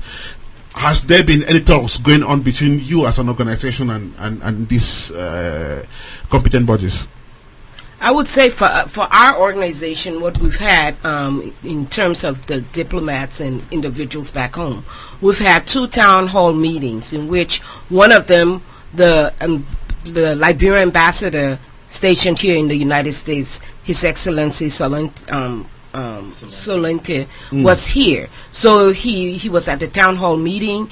He was able to answer questions from community members. We also had another individual, the foreign minister Gafuan. He was here at a town hall meeting too, and to give us an update of Ebola, the response of the government to Ebola, what happened, what they're doing now. So those are the things that we're working with now with individuals back home. I call and try to find out from individuals on the ground what is going on, what organizations we can work with, and also again working with the organizations here, the African organizations here through ETTS is some of the things we're doing. Alpha, let me come back to you. A bigger problem seems to be the current stigmatization, which is, it seems like it's going to be even bigger than the Ebola itself. How concretely, how are you dealing with this before it gets out of hand? It's education at the end of the day, and I empower or advise to every Liberian to be able to educate their peers and their co-workers that Ebola is a virus that you can't just contract. You have to understand the virus before you can stigmatize someone. And I'll give you an example. One of my employees, he made a joke, I think it was probably 2 weeks ago. He said, I told someone that you were my bosses from Liberia, and they started laughing. I'm like, why were they laughing? It's like, be careful before you have Ebola. You know, so these are the things these are the challenges that we're facing right now, and it's all about education in terms of.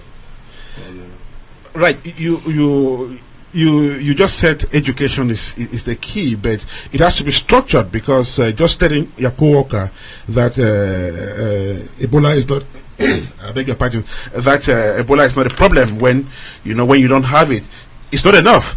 I'm thinking of organizing sessions with these people who stigmatize you and letting them know that no, this is how it works.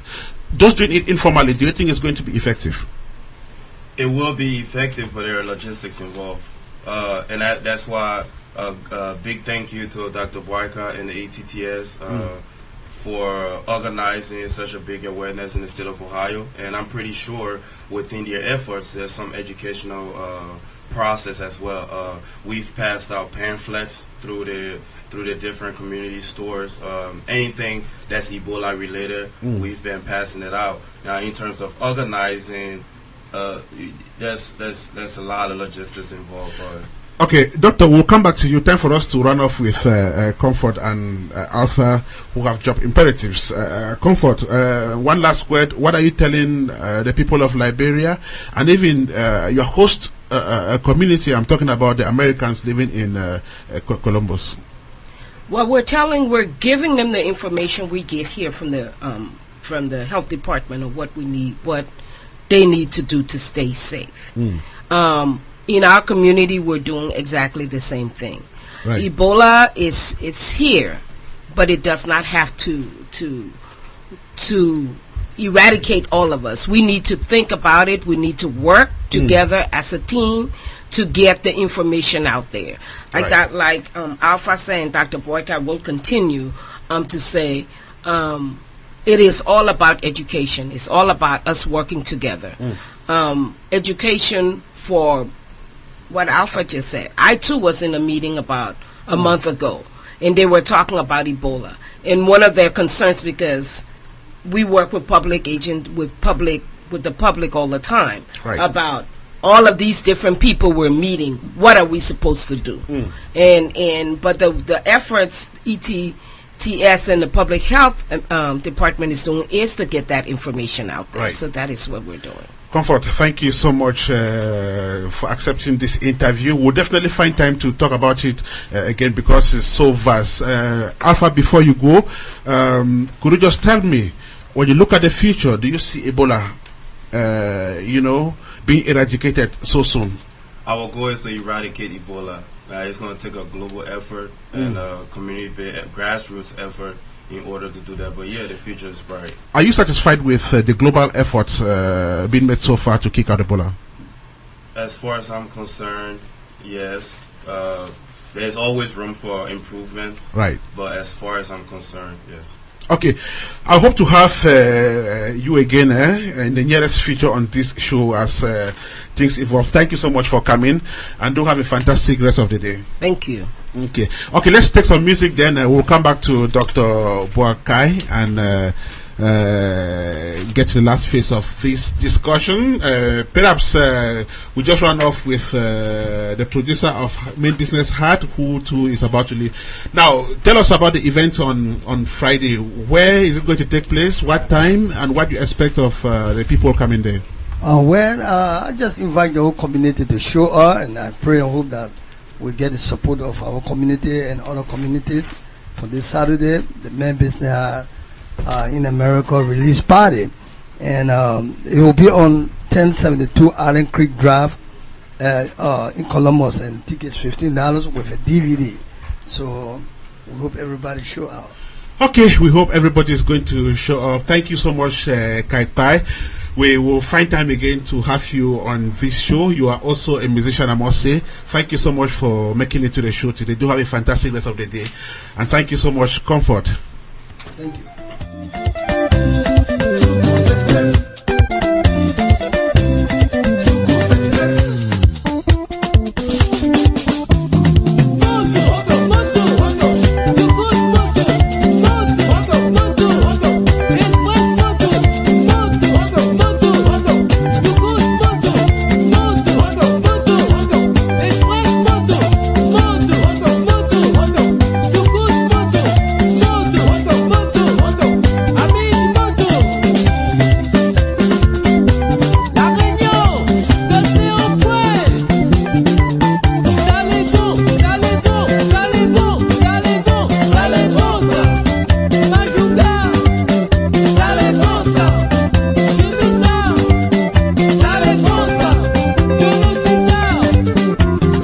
What is titled Zot Le en Point. We are with Sukus Express. We are still in the DRC, savoring this 73rd episode of African Cocktail, coming to you from Afrikka Radio with Ernest Kanjo this day, Wednesday, November the 5th, 2014. We had Comfort Kenneh, Alpha Tonghor, and of course Kaikpai as guests in this edition of African Cocktail. We still have Boikai, Dr. Roy Boikai, who is still with us in the studio, and with whom we are going to run off this episode of African Cocktail. He comes from the Voices to End Ebola campaign that hits the road again this Friday, November the 7th, 2014, with an Ebola Drive event that takes place from 7 to 10 p.m.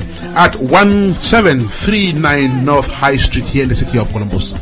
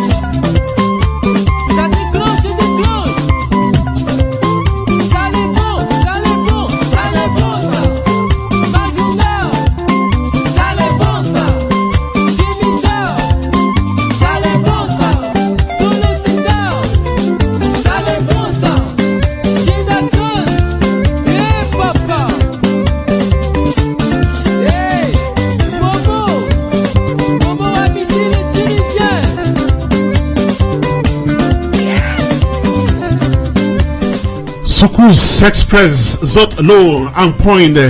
This is African Cocktail number 73 coming to you from Africa Radio. We have the CEO of Africa Radio, Nana Ampem, who is on the line, probably to make his own voice heard. Nana is always with us when strong issues come up, and of course he's here to diagnose it in his own way. Nana Ampem, you're welcome to the show. Good morning, Ernest. Greetings to your listeners and your guests. Nana Ampem, we've been discussing the Ebola crisis and efforts made to handle it here in the studio with my guest. Nana, it's a couple of months now that this crisis has been going on, and the international community has been mobilized to combat it. First question, are you satisfied with the efforts being made so far? Well, first of all, I would like to say it's really unfortunate that our beloved African continent is being hit by this, I would say, Ebola, and it's taking our loved ones away from us. However, we the living have a responsibility. So, saying that, I would say the effort so far has been very encouraging, and I believe we can do more. Right. So that's a quick response that I will give to that question. Now, as I was saying a couple of minutes ago here in the studio, there is a bigger problem which seems to be arising. I'm talking about the stigmatization, not only of Liberians, Sierra Leoneans, and Guineans, but of all Africans. Now, people look at Africa. People look at Africans as Ebola. Nana Ampem, I don't want to ask you if you've experienced this so far, but what can you make of this current situation? Well, I think it's a general situation that affects every African, no matter where you find yourself or where you find yourself to be. What I would say is the stigmatization is quite broad. We've all had, people joke about it, but the funny thing is, instead of stigmatizing against the virus, people actually use the human face to make jokes. Because my boss came to me, when I said I was going to take a vacation. The first thing he asked was, "Are you going to Africa?" This is the first time he has asked me where I'm going when I put in a vacation, hours. So it shows clearly that they might not be able to tell you in the face, but because you have an African descent or relation, they think you are, I would say, the transporter of the disease. Right. Having said that, what I would say is that Africa has not done much to combat this disease. Both our leaders and some of us in the diaspora. I can recall very well that you did ask one of your guests as to why it's taking so long for the community that has been affected by this Ebola to come together to raise, one, the awareness, and two, trust. But he seemed to have said that it's not that late. But to me, the actions have been slow. Maybe not because they're not able to do it, but because they kept it to, I would say, a small community. But this is a global thing that it has to go beyond what they are doing, what they started doing. And I believe at this point, they're taking it more bigger and getting a lot of people involved. Because I met one lady, Miss Omulebi, who was able to tell me about this whole coalition of bringing more than one community together to raise the awareness and funds.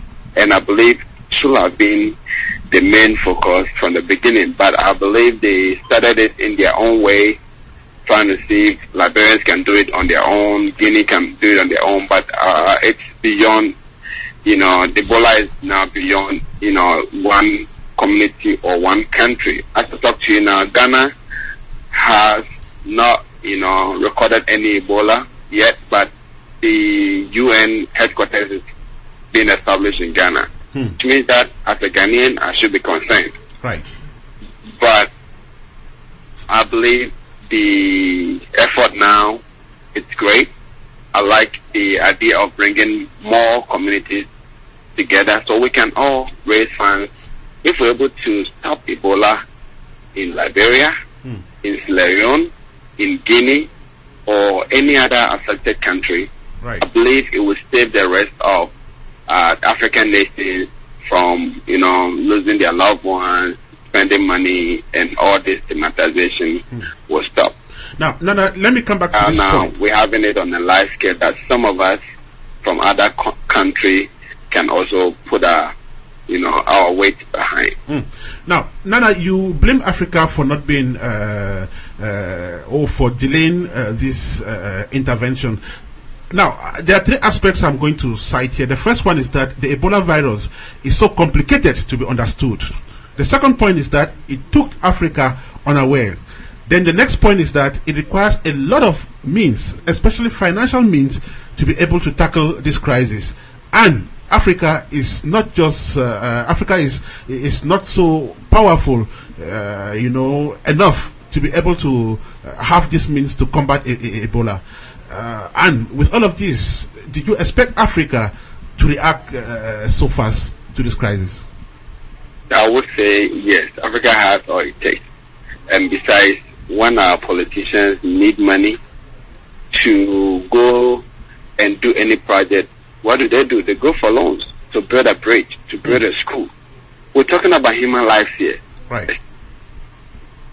It takes about 2 years, 3 years to even build a flyover, but they will go to any a country that is ready to loan the country money to build those things. But we're talking about money that will have been used to facilitate all these, health facilities to cure or prevent, but nobody made a step. They're all interested in going for loans so that they can get, do this contract to get them re-elected back into office.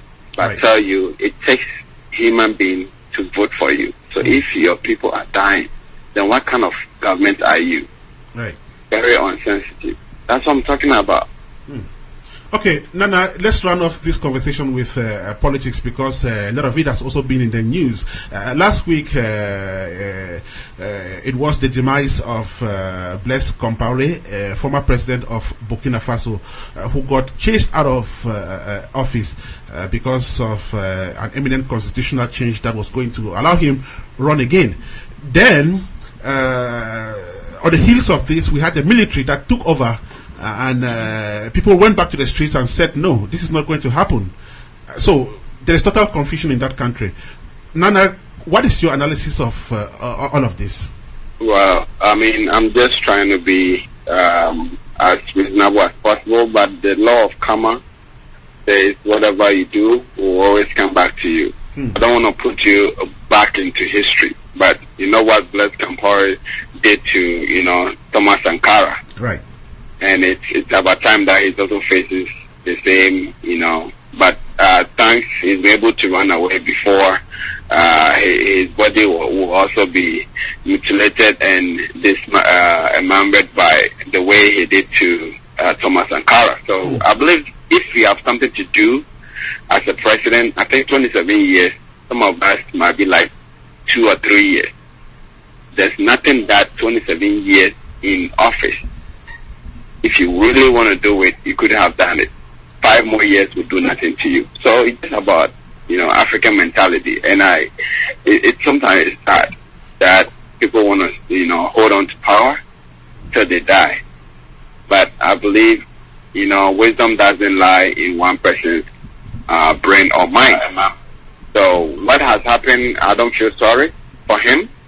But what I will pray that they should not, end up in any kind of civil unrest in the country.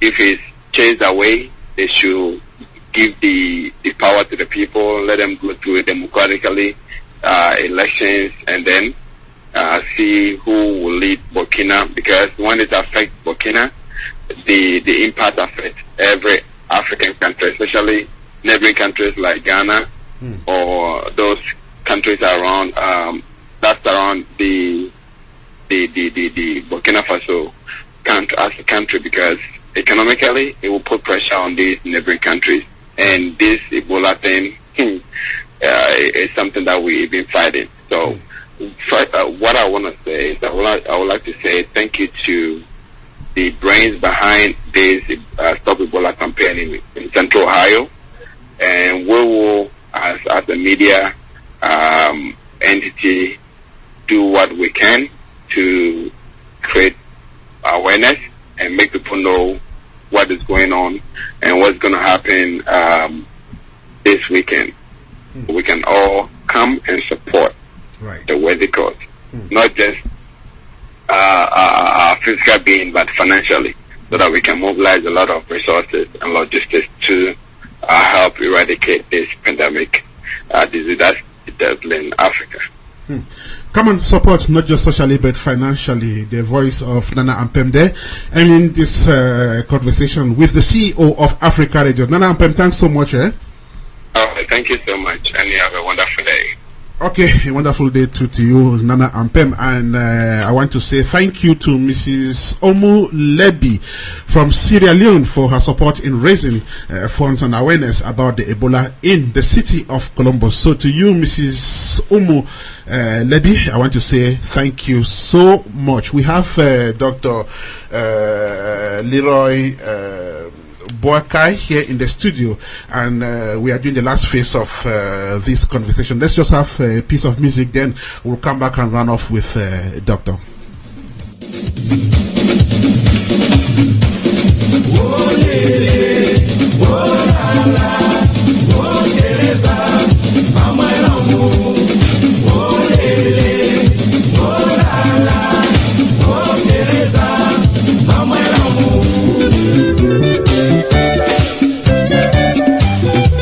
Elise Dali Kimoko of the famous Locato group that hit the charts in the 80s and of course the 90s. That one is titled Folidamu, and it's coming to you from Africa Radio, number 73. African Cocktail with Ernest Kanjo this day, Wednesday, October the 5th, 2014. Did I say October? No, we are in November.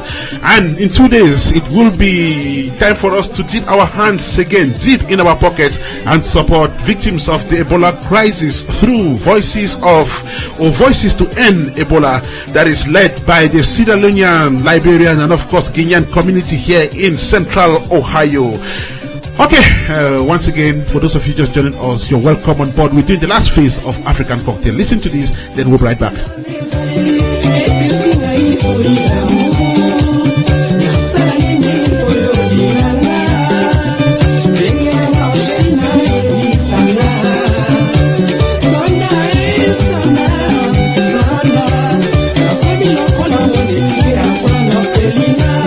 Special thanks to the African Cocktail team. I'm thinking of you, Ifana Kwalar, at the banks of the River Vuri in Douala, and of course you, Solomon Atah, in Johannesburg. What about you, Maxwell Adjik, who is behind the scene monitoring all of what we're doing here? Then to you, Titus Banyo in Antwerp, I want to say good evening out there. Okay, let's come back to the studio with our last guest, Dr. Roy Boikai of the Voices to End the Ebola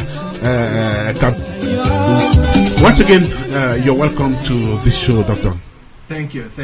Now, tell me, this is a joint effort by the Sierra Leonean, Liberian, and Guinean community here in the city of Columbus. These are three different countries. Despite the fact that they have a common problem, is it easy to manage these three different people, who have three different sociological backgrounds? Actually, though we may say generically or generally, these three countries' backgrounds may be dissimilar because of the African colonial system, but because we are neighboring countries to one another, we actually share a lot in common. And in addition to that, this is not only for a collaborative of just those three countries. We have other Africans who have joined us. There are Nigerians, there are Ghanaians, there are Ethiopians, all of these, and people from the Congo who have all joined us for this very important effort. And so far,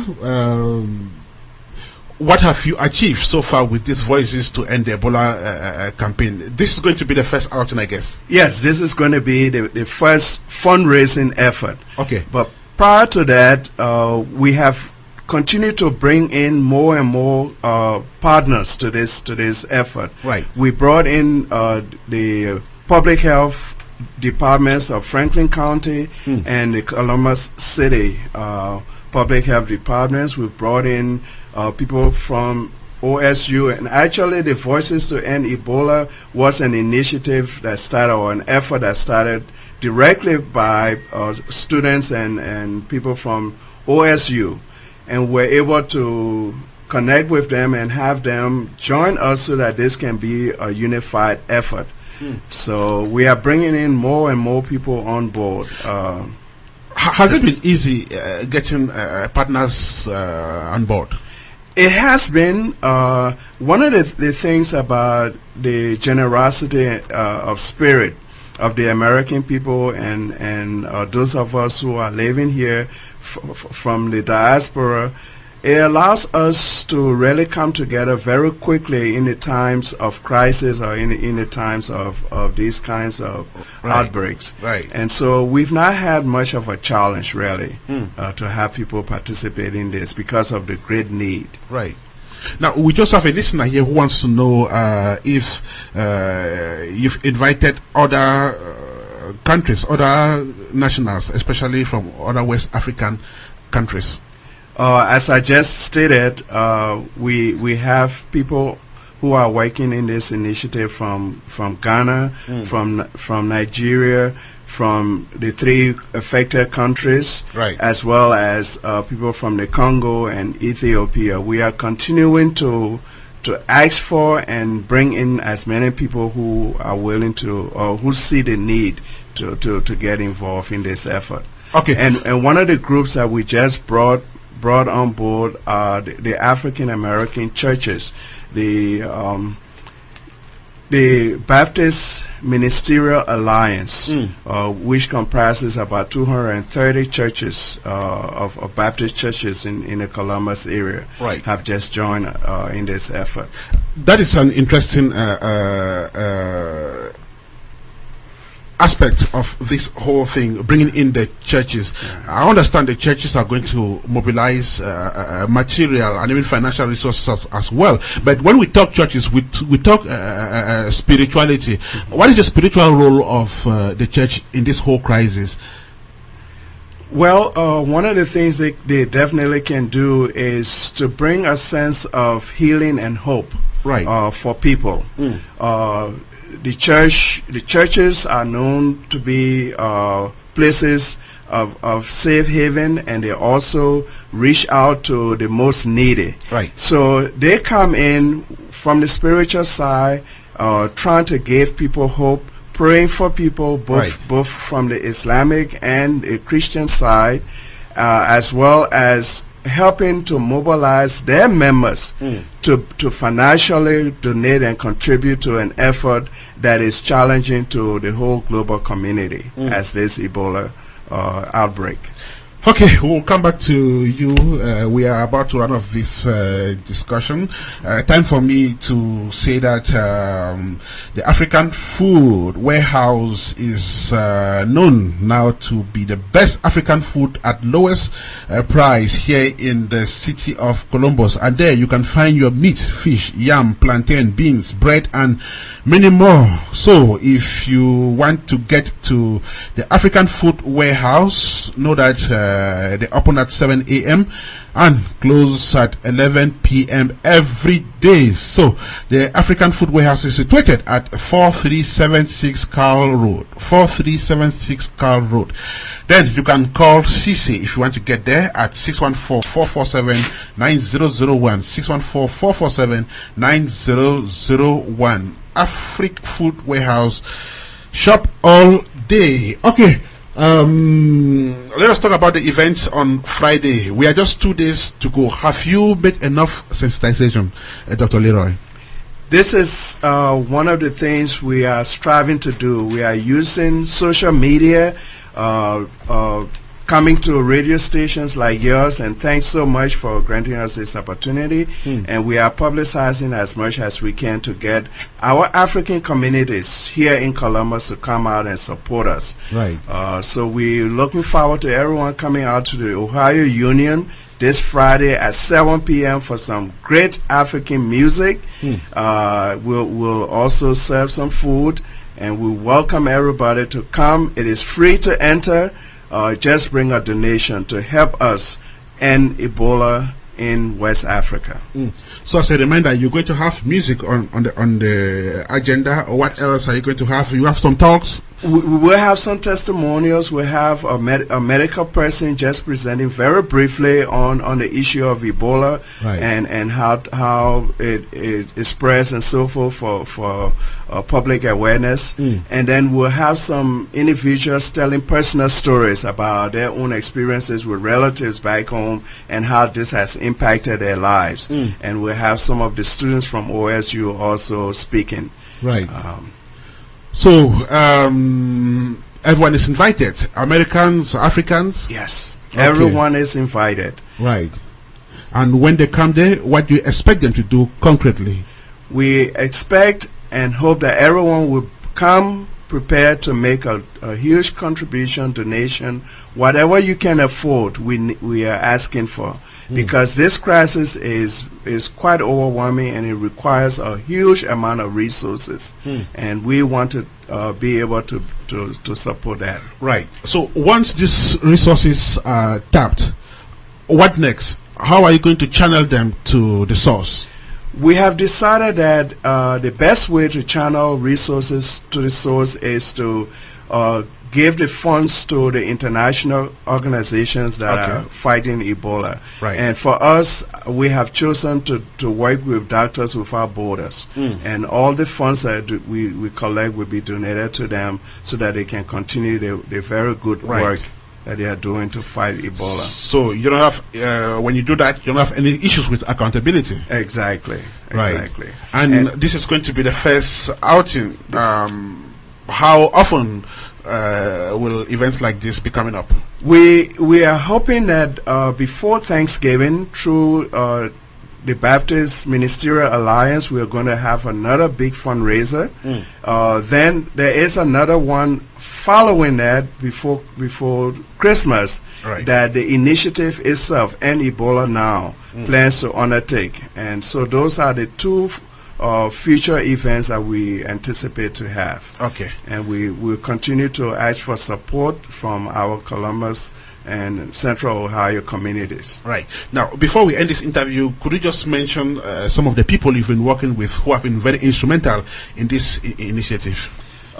We have, for example, the Ethiopian Tewahedo Social Services, which is a non-profit social service agency here. They are serving as our fiscal agent. And all of the donations, especially online donations, are going through them, and they will be the ones collecting the funds and making the donations.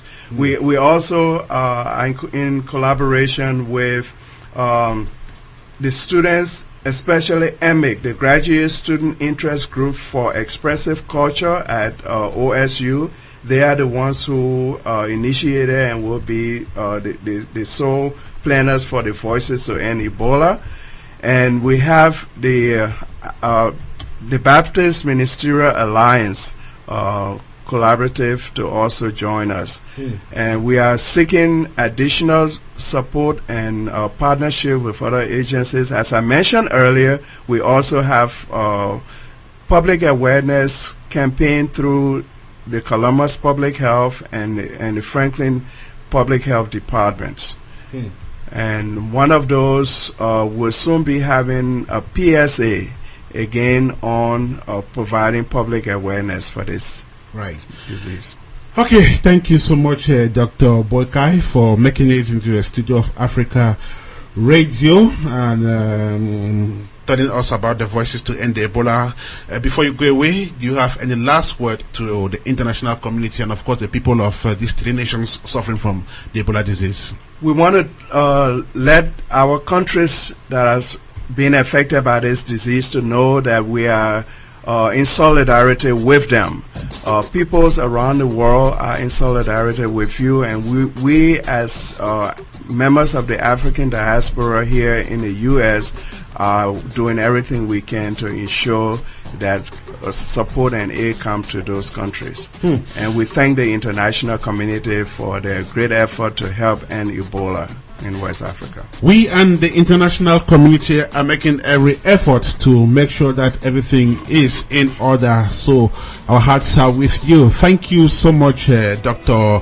Boikai, for coming to the studio and talking about the Voices to End the Ebola, which is an initiative that brings together the 3 countries, the communities of the 3 countries suffering from this crisis here in the city of Columbus, and of course, which has been joined by other communities and of course the local administration of Columbus and the state of Ohio. So thank you so much for this effort. We hope that everyone, especially those living in and around Columbus, will make it this Friday to 1739 North High Street. Am I mistaken? Exactly. Okay, 1739 North High Street. Go there on Saturday or on Friday at 7 p.m. and dip your hands into your pocket and support this cause. It is quite important because we're talking about lives here, and that is how we end up this 73rd episode of African Cocktail that came to you from Africa Radio this day, Wednesday, the 5th of November 2014. It was a very big and dynamic team that kept you company this day here on this show. African Kitchen Manager Suzanne A.A., African Cocktail Belgium correspondent Titus Banyo, Germany correspondent Marcel Adik, South Africa correspondent Souleyman Atah, Central African correspondent Ifana Kwala, resource person number 1 Kenneth Ngamne, resource person number 2 Suleiman Kouyate, whom we had to talk about the situation in Burkina Faso, resource person number 3 Ayong Matthew, content critic The White Bokori, production collaboration Crystal Beauty of the Crystal Beauty Show, African Cocktail Online Banner, Bo Boateng, Atik Maxel, main guest in this edition of African Cocktail, Comfort Kenneh, who was accompanied by Alpha Tonghor of LICI. Studio guest Kaikpai Passawe, Josephine Shilling. We also had Dr. Roy Boikai. Then collaboration Big Joe, Gentle, Awal Muhammad, DJ Cash, Mayo Makinde, Saran, KK, coordination Nana Ampem Davis, Odeneho Apia. My name is Ernest, Kanjo, regular host of the show, asking you to join me again next Wednesday for yet another vibrant edition of African Cocktail. And until we meet next Wednesday, it is bye-bye, ciao, au revoir, merci. I'm gone. See you then. To God be the glory.